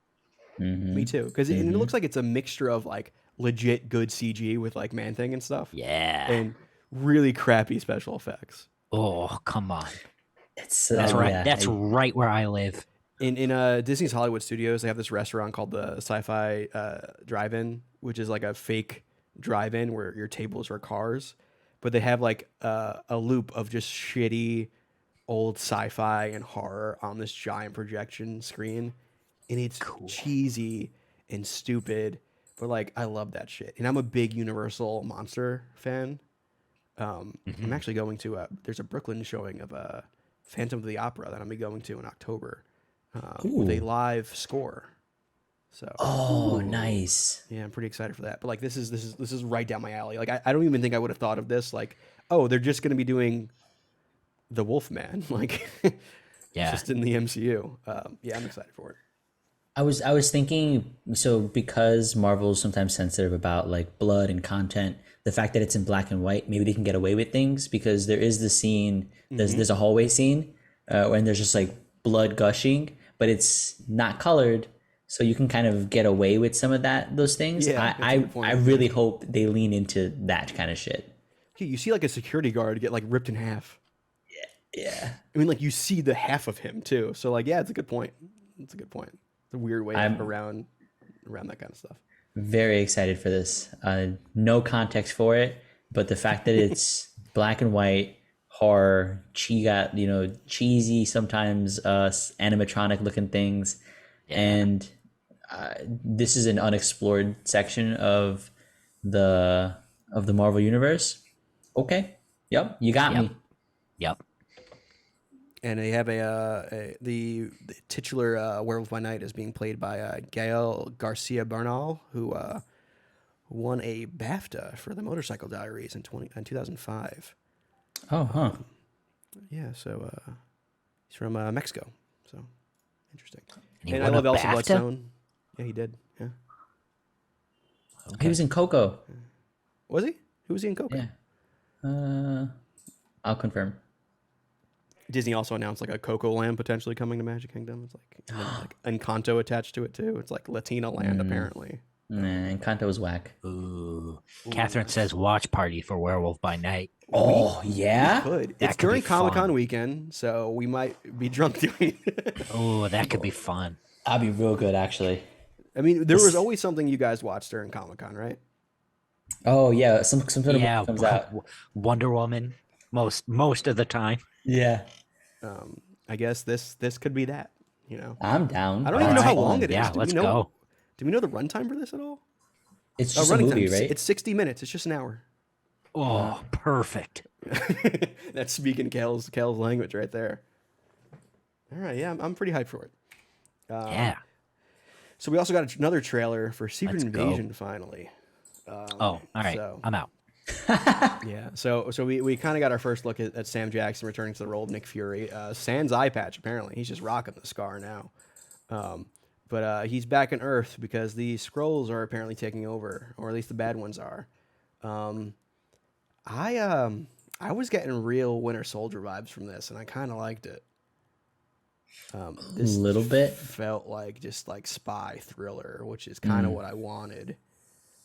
They show like one Skrull in the whole trailer, which I think is smart because you don't know who is who. Mm-hmm. Like, for all we know, Sam Jackson could be the Skrull. You know what I mean? Like, You know what could be cool? I don't know if we saw anything to hint to this, but that scroll we see, Talos. it could be Talos or cool. whatever. It could be cool if that was the super scroll. I think that would be a good like end of season 1 stinger sort of thing. Yeah. Like, oh, they can also replicate superpowers now. So Yeah. Oh, is that a limitation with scrolls? yes. Okay. The Super Skrulls were a different section of Skrulls, which were genetically modified by the Kree. Am I right in that? The Kree did a lot of genetic. They did a lot of eugenics. I thought they were scroll experiments. They might have been Skrull experiments. Yeah, you might be right about that. Yeah, just they were like super soldiers essentially. Yeah. Skrulls. Yeah. I'm interested for him. So I think that he's gonna come in. He's gonna try to like pull all these levers with people that he still has connections with. But I think the Skrulls know who his connections are. Got to them knowing that in the event that he ever comes back, needs to hit up. Was it Martin Freeman? Needs to hit up. Ted Mosby's girlfriend. Maria Hill. I don't know the actress's name. It's Maria forget the Hill, actress. yeah. Yeah, Maria Hill. Is Like, it Robin? No, that's Ted no, Mosby. that's her That's character. Ted Mosby's girlfriend, yeah. That's a character but I think What's her like name? getting to those people is the way to do Colby it. Smulders. That's it. Yes, Colby Smulders. Yeah, that's the way. That's the way to get into his head about stuff, and knowing that you're that close to these points of contact. Like I think Maria Hill for sure is a Skrull. Like has always been a Skrull too. Because think about I think it. so. I think so. If the Skrulls have been around since the 90s, technically, Maria Hill has been persistent throughout it.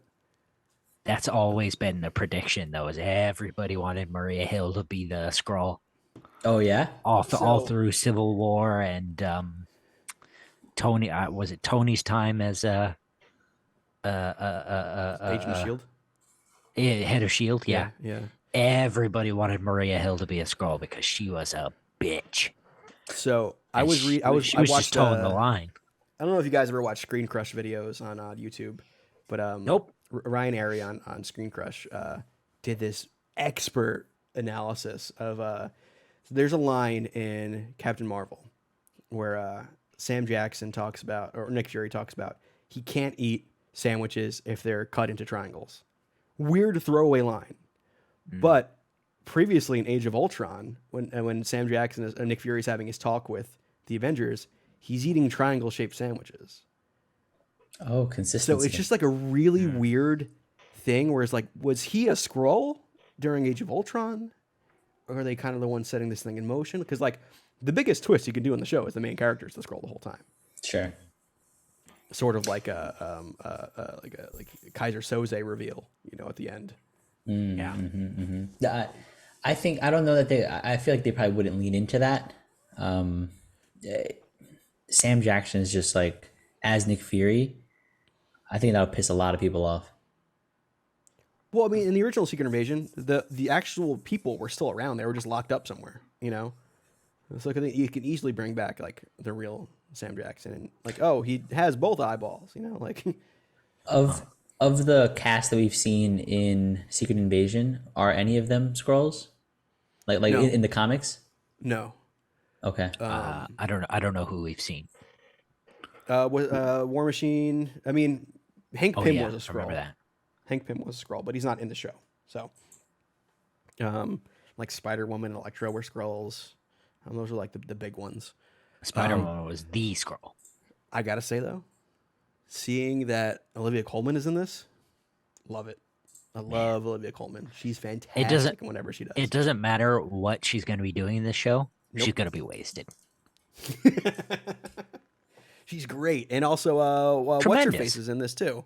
Daenerys Targaryen. Yeah, she's the fucking queen. Allegedly, we don't know. She's playing a secret agent. Yeah. In this. Yeah.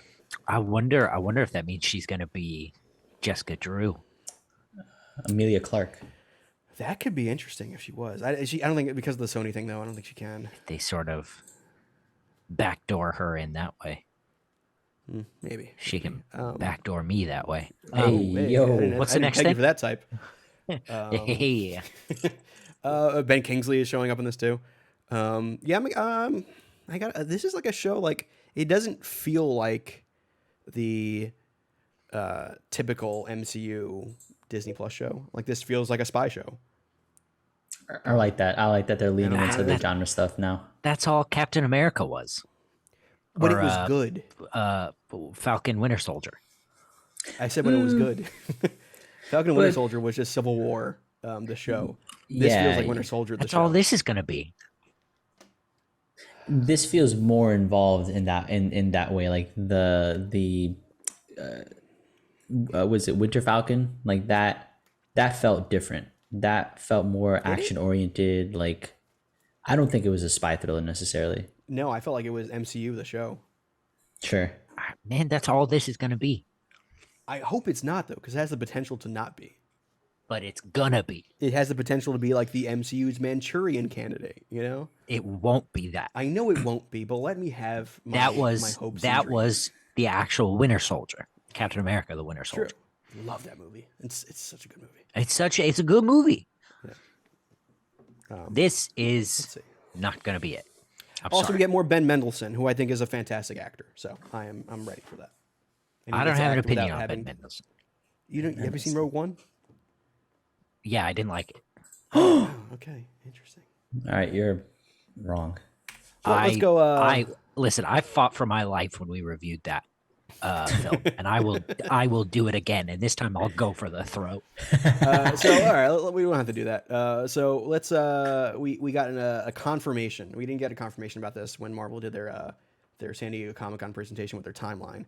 But Armor Wars is still happening, and it's going to be directly dealing with the fallout that happens in Secret Invasion. Yeah. So, okay. Them saying that makes you think: was Rhodey a Skrull this whole time? Is it how they explain the Terrence Howard thing? Are they bringing Terrence Howard back? Whoa! That's how they're going to get around thing. the Rhodey can't walk anymore thing. Oh, maybe. Yeah, it was a Skrull who got injured. Interesting. Yeah. Especially in the trailer too, it looks like he has like a political role as well. Yeah. So what if he's like the one infiltrating the government somehow? I like that a lot. And this is him like back trying to deal with the repercussions, kind of cleaning up the mess that the Skrull left behind. Maybe the Skrull was selling all this, Stark tech to other, characters out there. Just Rhodey having to clean up Tony's mess again. Mm-hmm. That's a War Machine though. Like that kind of makes sense in my opinion. Is Armor Wars a series in the comics? It was like an Iron Man event book way back when. Yeah. That dealt with like Tony's his suits being used for bad, like being like sold off, his technology being sold off, which is kind of like core to Tony Stark. It's like his weapons that he made for good being given to the hands of people who would use it for evil. Sure. I think it's a fine thing. I think Riri Williams is also confirmed for the show. So, nice. I don't know if this comes out before or after Ironheart.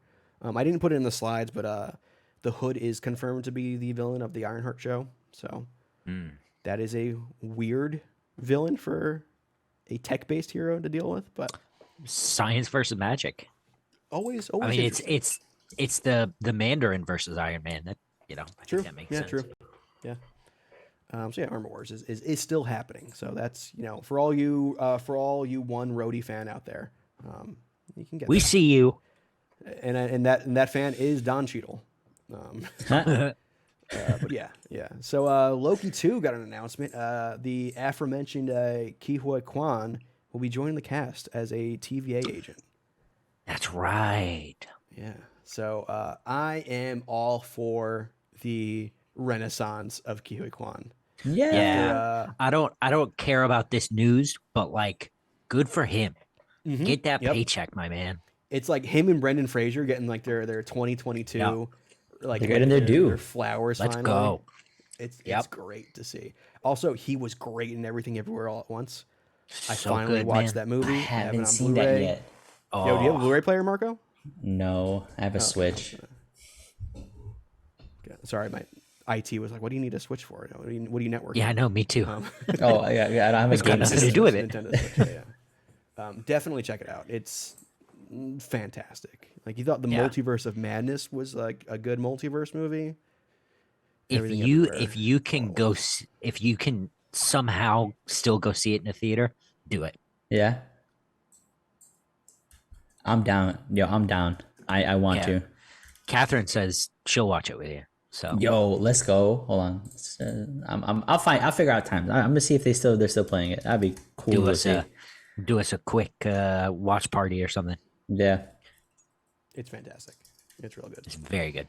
So yeah, I want to see. So he's playing a TVA agent. We don't have to like really, speculate on who he is, because he's just playing some nobody, which I think is fine. Not everybody that gets cast in a Marvel movie has to be like a comic book character that everyone knows. Yeah. Especially since Loki is so kind of outside the realm of what has been known in the comics. It's kind of like setting its own course, which is cool. Yeah. We got confirmation that Matt Shackman Baby is confirmed to be the Fantastic Four director. Who's that? He directed WandaVision. Oh yeah. We talked about that. Yeah. Well, now it's official. They needed to put some Fantastic Four news out there. This is what they managed to squeak out. And it was like not even an announcement. It was like, oh, and also here's this, which felt like it was kind of short shrifting this dude. Like every other director is like, oh, they get to come out on stage with their cast and everything. And this is like, well, we don't want to do that yet. But here have something. Yeah, I feel like they have done this before though. Announce the director and then give them their big moment a little later on. I think Sam Raimi was one of them where like it was just like a press release. Well, so much of that was so much development hell. Like, true, yeah. I think by then they were just happy to have somebody. Yes, true. And they actually got someone pretty good for it too. So so Matt Shackman is confirmed. And then kind of surprising news, we got the main villain of Captain America New World Order was revealed to be Tim Blake Nelson, coming back to play the leader, who he played briefly in The Incredible Hulk. That is not what I thought you were going to say. What you think I was going to say? I've heard rumblings about this Israeli hero. Oh yeah, no. There's another. They announced that like Shara, which is like an IDF Sabra, super Sabra. Yeah, like the hummus. Is it like an IDF super soldier? And there's been backlash about it because like the one comic sheet appeared in, she's like, "Oh, I can feel for this poor Palestinian," who they just describe as an Arab, which is like, oh boy. But then Marvel kind of just put out a press release saying, "Oh, we like to reimagine our characters for the modern age." So she'll definitely be racist against Palestinians. It is. Yeah, it's interesting. Is Tim Blake Nelson though? Holy shit! Good actor. Like one of my favorite character actors. That's dude. In a lot of shit, but like never gets his due. Like seeing him become like the leader and like full on get to like scene chew it up for a movie. Yeah, I'm ready for it. Him and Watchmen. This is gonna be a Yeah. Oh, that's this is right. This is gonna be a film. Yeah, yeah. This is a full-on Shit. theatrical release movie. Yeah. All It's right. Cat 4. Maybe. Okay. All right. Maybe I'll go yeah. see Cat 4 then. Did you ever watch Just for him. Did you ever watch Ballad of Buster Scruggs? Oh yeah. His bit in that God, is he's so good. fantastic. I love Ballad of Buster Scruggs. That's a fantastic like, Man, anthology I didn't movie. appreciate it when I first watched it, but I read the script and then like I got it. And man, yeah, Tim Blake Nelson. Let's go. Oh, brother, where Let's art go. thou? Like, No, brother, art thou? Yep. Yeah. Oh, was he also the voice of Pleakley in Lilo and Stitch? Am I getting that right? that I don't know. Pleakley. The one-eyed alien. Am I Yeah. am I right in that? I could be wrong in that. I think I'm getting. Doesn't You know what? characters mixed doesn't up. look He like lo- it. He looks like a Tim Blake Nelson character. Yeah, maybe that's what I'm thinking of. But yeah, but also like the leader, not a typical Cap villain. So I'm like, oh, interesting. I was gonna ask about that. Yeah, who does he usually face off with? It's a Hulk. He's Marco. a gamma He's irradiated green. Hulk guy. Yeah. Oh, all right. Well, Did you watch Incredible Hulk? The oh shit, who's the actor? Fight Club guy. Edward Norton. Edward Norton. Norton one. I didn't know. Okay, so his character. Yeah. So Kefis, I'm gonna mix up with the guy from Kids in the Hall. Yep. Thank you. Oh yeah. Kind of goofy looking dudes. But the leader is essentially if instead of Gamma turning him to like a raging brute, that's like super strength, it's the opposite. He just becomes super smart. He was That's in cool. the Al Ewing run as like that big headed dude that shows up like halfway through the run. I never got that far. It's good. The stuff. Immortal, right? Leader's Immortal? Interesting. Yep. Yeah. Okay. Yeah. Gotta One of those finish it. characters that I'm kind of happy to see get his due in some kind of non-comics media. So, yeah, interesting stuff. And then we also got the announcement of our lineup for the Thunderbolts MCU movie. All right. How does it stack? So, obviously, we're getting Miss Flo, Florence Pugh, as Yelena Belova, reprising her role here. Bucky, Winter Soldier, is joining the team here. Sebastian surprising. Stan returning Yeah. as Winter Soldier. U.S. Agent from Falcon and Winter Soldier. Okay. Probably could have called that. Yeah. Yep. It's Kurt Russell's son. What is his name? What Russell? Wyatt. Wyatt Russell. Yeah. We have the Taskmaster from Black Widow coming back. No in thanks. this. Elaine Bennis is playing the Nick Fury on this team. Yeah, you mean Julia Louis-Dreyfus makes a headlining role in the film. True. Yeah, it sounds better when you say it that way. Yeah. Ghost is returning from Ant-Man and the Wasp, which we haven't seen her for a while. Ghost. And David Harbour is coming back as the Red Guardian. And That's so pretty like fun. half our team is Great. Black Widow movie characters who apparently really didn't like the amount of money they did not get from that Disney Plus release. So this is their make nice. Why is Bucky there? I feel like Bucky and then U.S. Agent are like conflicting. And Taskmaster. They all have shields essentially. And Red Guardian. There's 4 super soldiers on this team. Essentially. You want to know why? Really? They needed people to watch. True. I mean, this is a very white one superpower team. Like The same. Literally, Ghost is the only one with an actual power set. We have one super spy, one half super spy, half super soldier, and Bucky, and then like 3 super soldiers. Yeah. 2 of them have shields. Like, I don't know. It's gonna be a lot of probably bad like- fight scenes. It's like that cereal, that Captain Crunch cereal. It's like oops all berries, except it's like oops all super soldiers. Like, Yeah. like you could have thrown Abomination in here. Like I think there's a glaring spot there for Abomination. But he's reformed. It's Abomination. You can figure something out. Zemo is a big glaring omission from this. I got to assume he's in the movie in some Yeah, that's right. capacity. Because Zemo is like the leader that starts the Thunderbolts. Even though essentially his power set is also kind of super soldier. Yeah. more like swashbuckling super soldier than anything. And like with his role in the Captain America show, Yeah, Falcon and Winter Soldier. it really looked like that's where he was going. This is his character arc, you know? Yeah. And maybe they're saving it. Maybe he's the one in the Taskmaster suit, and this is like the Citizen V kind of reveal. Because the whole thing about the original Thunderbolts was that you didn't know it was Zemo. You knew it was this new Citizen V character, and there was a reveal. Maybe.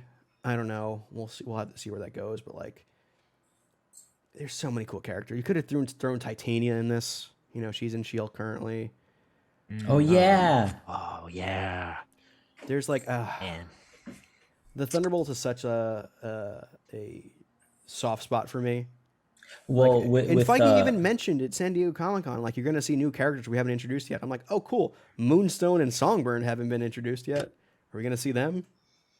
you Apparently could do the whatchamacallit. Oh my god, who's the guy that opens? Not Deadshot. I'm blanking on his name. Bullseye. Sure. Because you have the upcoming what is it? Daredevil series. Like you can see that in here. Maybe put that forward over there. And I think technically at the end of the Daredevil TV show, he's apprehended by the government again, and they're working on him. You know, That's right. killing him or something. So like, Yeah. easy story out there. Yeah. Sorry, this is just boring. I agree, and it sucks because like I love the Thunderbolts. Yeah, what a letdown. Julia Louis-Dreyfus deserves better. Yeah, she does. Florence Especially Pugh deserves better. No, I was gonna say she should be Nick Fury, but you know what? She deserves better than that. Nick Fury is still around. We still got him. she needs to be president. No, she deserves Maybe better than Vice. that. I get that joke. Yeah, thank you. But yeah, we're getting it, so it is what it is. Oh, I'm not getting it. Send it back. It's not finished yet. I'll let them know. You're gonna send it back to the cook. Tell them it needs To the kitchen. Yeah. It's a shame that this is the reaction, right? Because like especially coming out of the Thunderbolts that you guys maybe read, that was real cool shit. Right? So kind of a bummer. It honestly feels like a make good for half the cast of Black Widow. Like, it's just weird. Maybe that's what it is. Truly, like, oh, that was Marco. Marco in the chat said Black Widow 2 Thunderbolts. Yeah, It's like, you know what? Yeah, that's what this feels like. Yeah, it's a shame. it is. But I want to talk about some. What kind of omissions do you think that we didn't get in this? Because it was kind of like after the San Diego Comic-Con announcement, we were like, oh, they didn't talk about Fantastic Four or X-Men. Like, we're getting that D23. I'm ready. I'm ready to see what they announce. And Turns out they announced less. anything. Told you guys that wasn't gonna happen. Not there. Yep. I wonder if they're not holding out for a New York Comic Con. No, they don't even come have on. panel You're just schedules pushing. for You're just movies. pushing the. All you're doing is pushing the goalpost. Yeah. New York Comic Con has never been a Marvel Studios place. Like, Marvel Comics, sure. They've announced plenty of like cool stuff from Marvel Comics proper, but movies, no. I think maybe like the Netflix show announced a couple stuff, but like that wasn't even Marvel making those announcements. Like, I don't know. I was hoping for some Hulk news. We're getting a lot of it teased in She-Hulk. So yeah, it's Oh yeah. it's weird. It Yeah, almost yeah. feels like, because even throughout the whole presentation, like even like the park stuff, which I was pretty invested in, they didn't announce much stuff either there. It feels like they're afraid of announcing things too far ahead because of COVID. I think they still have like a little bit of PTSD from that. That like COVID fucked a lot of shit up in terms of like long-term announcements. Yep. Well, and think about Doctor Strange too. Like so much happened internally with that. Like maybe they just don't want to step in it until stuff is further along. Or even like Thor: Love and Thunder or the new Black Panther. We didn't get trailers till like really close to release. Like just the news, the pipeline of news for the MCU has condensed to be like, it's like instead of a pipeline, it's like a straw now. Like we don't get much info in advance. Yeah. We're getting it like right near time for like literally bare minimum amount of time to market it. Yeah.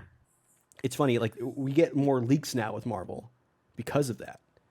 Like there's some leaked Ant-Man and the Wasp merchandise, Ant-Man Quantumania merchandise that's coming out. That's like shows MODOK and stuff. Like we didn't get that fully announced yet, but there's merchandise leaking of it. It happened with Namor. You know, everyone's like, "Oh, that can't be real." 2 months later, and it was real. So fucking you know? cool. Oh, Because that time frame has been so condensed now. Like they can't. They're not even announcing things before they start like manufacturing material for it, which is kind of wild. But maybe like they also like don't really need to, because if it's a Marvel movie, people are going to see it. yeah, they're gonna come through. Yeah. Regardless, Do you need to put a marketing budget on it? You know, that's huge. you still do, but you know, Sure. people are gonna the come Black out. Panther People- one only started Wait. a month ago. Yeah, like the minimum Disney budget for marketing is still like an absolute phenomenal amount of money. right. But I also think they don't need like the internet buzz anymore. You know, people are gonna go see it. TikTok, they have us. They have like TikTok videos, you know? Yeah. Yeah. They don't, it's all word of mouth. It's all just, it's built into the pop culture consciousness. Yep. The zeitgeist. Why put money into it when it doesn't need money? You could put less You need into a trailer. And that's it. That's all you really need is the trailer at this point. You drop the trailer, people are on top of that shit. You have 20 million trailer breakdown videos on YouTube, TikTok, Instagram. Like, people do it for you. The Secret War Invasion trailer got about 17 million, and then The Werewolf by Night got about 4.5 million, which is a shame. Well, I mean, it's also Werewolf by Night. Like, that It tracks. is. For sure. It's just a shame. It doesn't even sound like a Marvel property. I want people to go see that now. It doesn't even get the Marvel stinger. It gets its own special presentation logo. Oh, that's right. Yeah. Good. Keep that Marvel shit off of it. I like how like that was the biggest new thing was Werewolf by Night, and it comes out in a month and it's 60 minutes. Like that was the biggest MCU announcement, honestly. It was the most exciting one. Frankly, me. I agree. Same, I It's the think. freshest. I don't know. I think if Sean were here, he'd be really excited about Secret Invasion. I think so. He'd be a lot more into that than I don't think he'd be into the Well, Werewolf by Night at all. Yeah. which, I guess it's a shame he's not here. He can't, talk about how cool that is. But now listen, Werewolf by Night, let's fucking go. Mm-hmm. Yeah, like we got no news about Deadpool in this, which I think people were talking about. Strangely, in the most recent episode of She-Hulk, in the end credits, they have like some like comic book style art that like showcases like what happened in between scenes of the episode. And like there's one where like you can see like his character in the book, he's like a shoe head, like a sneakerhead, and he collects sneakers. And in the background of some of these drawings, there's like a Deadpool branded sneaker, and there's a Thing branded sneaker and a Cyclops branded one. So it's like, oh, they're seeding stuff for weird people on YouTube to do trailer breakdowns for, but like we're not getting anything solid at all. And I don't think we will until the absolute latest possible we would need to hear about it. Yeah. I also just wonder if they just don't have it yet. Maybe they're still building. True, because they are in kind of a rebuild phase after Endgame still. There is rumors now that Coogler might be the one they're looking at for Secret War, which I think is interesting. Oh. Huh. I thought there was already somebody attached for that.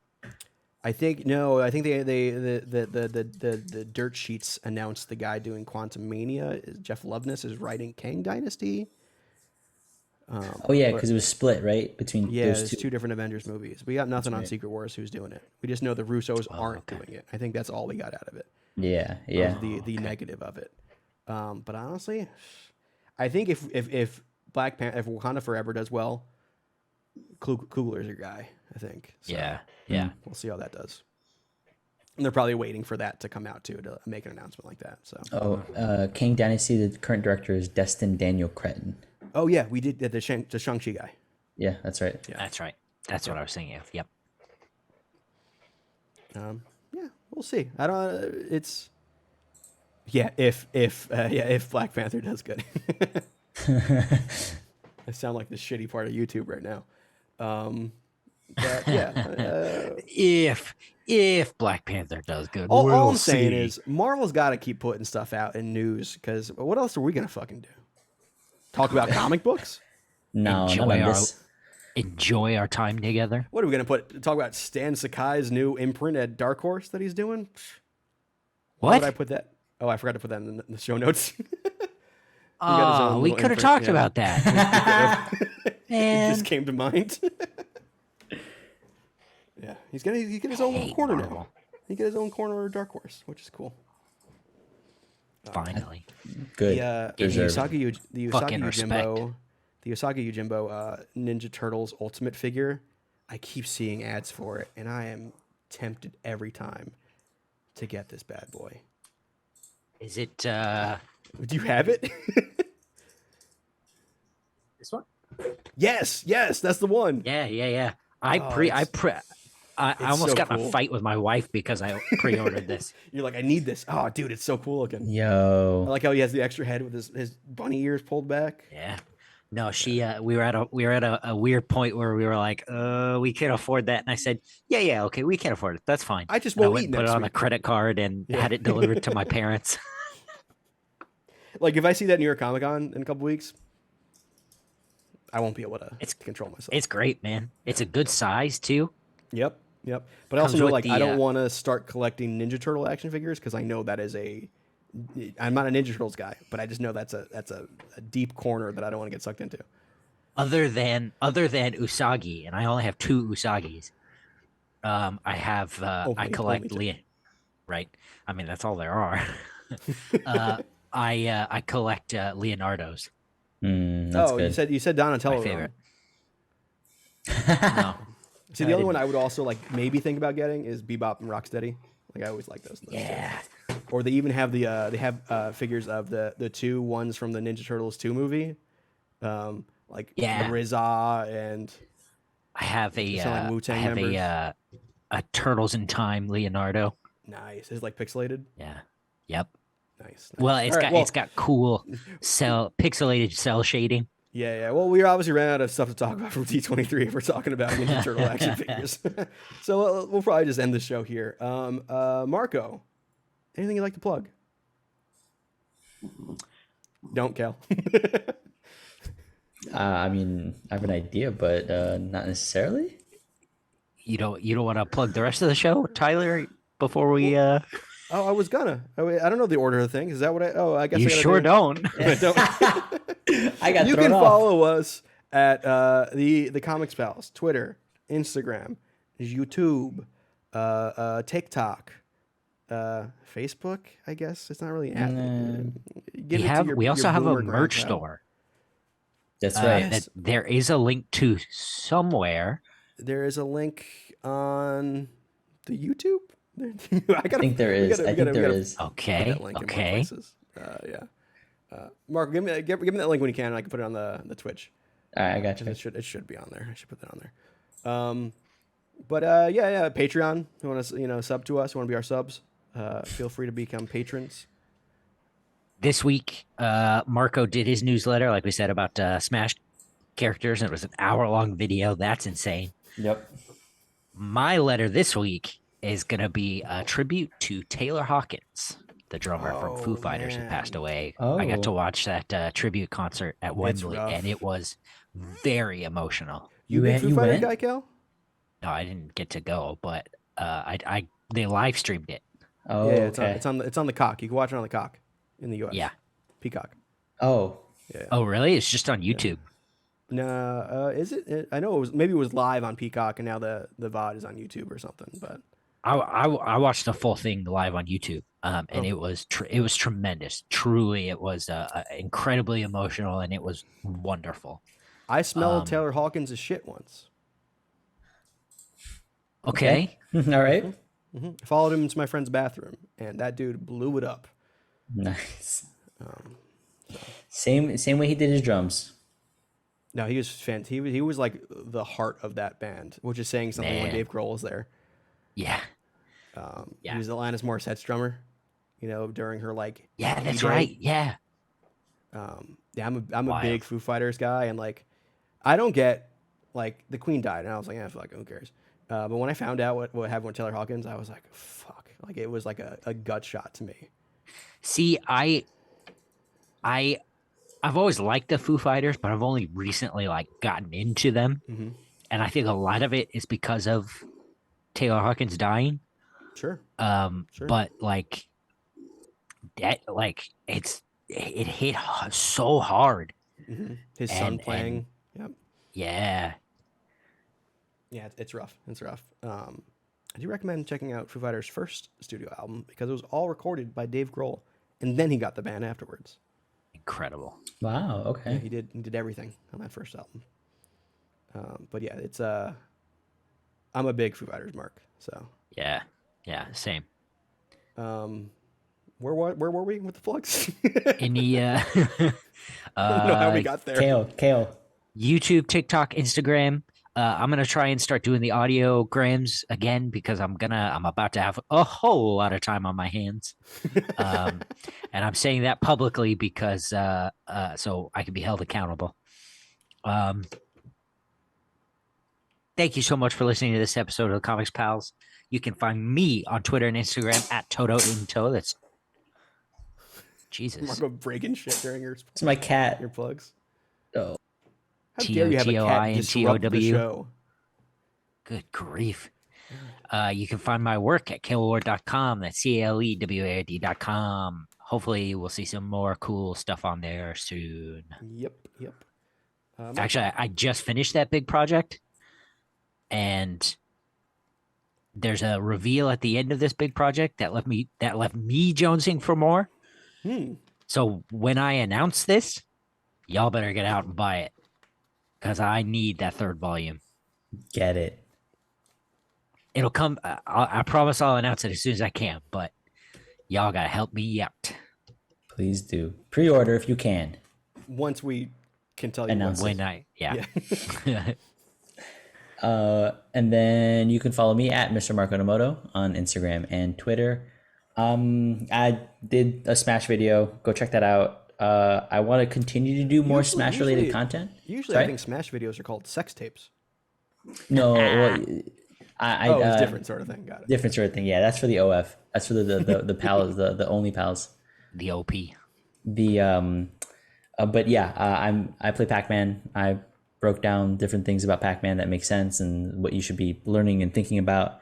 And I want to do more Smash related content. So hopefully that's going to be something I'm going to do more regularly, working at the kinks on that for streaming it. But yeah, stay tuned. More to come. And I started watching Girls on HBO. Oh, dude. Very good show. Yo, I was talking to my friend Kevin, shout out Kevin on the show here, about iconic pop songs of the early 2010s. And Iconopops, I Love It. Oh! It flashed me back to like watching Girls like week to week. Oh, man. My first ever time. I've always heard good things, and I was recommended it. I'm like, all right, I'll try it out. I've finished Fullmetal Alchemist. But the show is great. Wait, like her personally or her character? She's done some problematic things. There's a book thing where like she might have admitted to allegedly molesting her sister. Yep. Oh, Yep. Yeah. All right then. A little bit of all of her stuff. Yeah. She sucks. But Okay. her ability to write like genuine city transplant cringe in Girls is grade A stuff. Adam Driver, fantastic in Girls. Oh, I had no idea he was going to be in there. I was thrown off. I'm that like, was like his first big thing, really. Yeah, real good. Yeah. So I've been having fun with it. Yeah, you're gonna make me want to rewatch that. I loved that show when it was coming out, man. Good stuff. You can follow me at the Tyler Olson on Instagram and Twitter. I've been playing a lot of Destiny 2 lately. I got back into that. The grind in that's been pretty nice. You know, I get to listen to podcasts while I just shoot aliens and shit. So that's been fun. So if anyone plays that, let me know. I'll do some dungeons with you or whatever. Yeah, that's our show. We did it. We might be announcing something soon. Oh, That's pretty cool. I want to wait for Sean for that, though, Oh yeah. right? Oh yeah, for sure. Yeah. That's potentially really, really, really fucking cool. Yeah. But And aligns very well with stuff that we're doing. yeah. If you watched Pal's Polls, little hint last week. Something seemed a little out of the ordinary. Just look into it a little more. But yeah, and Cal, you want to do our little stinger here at the end? Helps me edit. See you next week.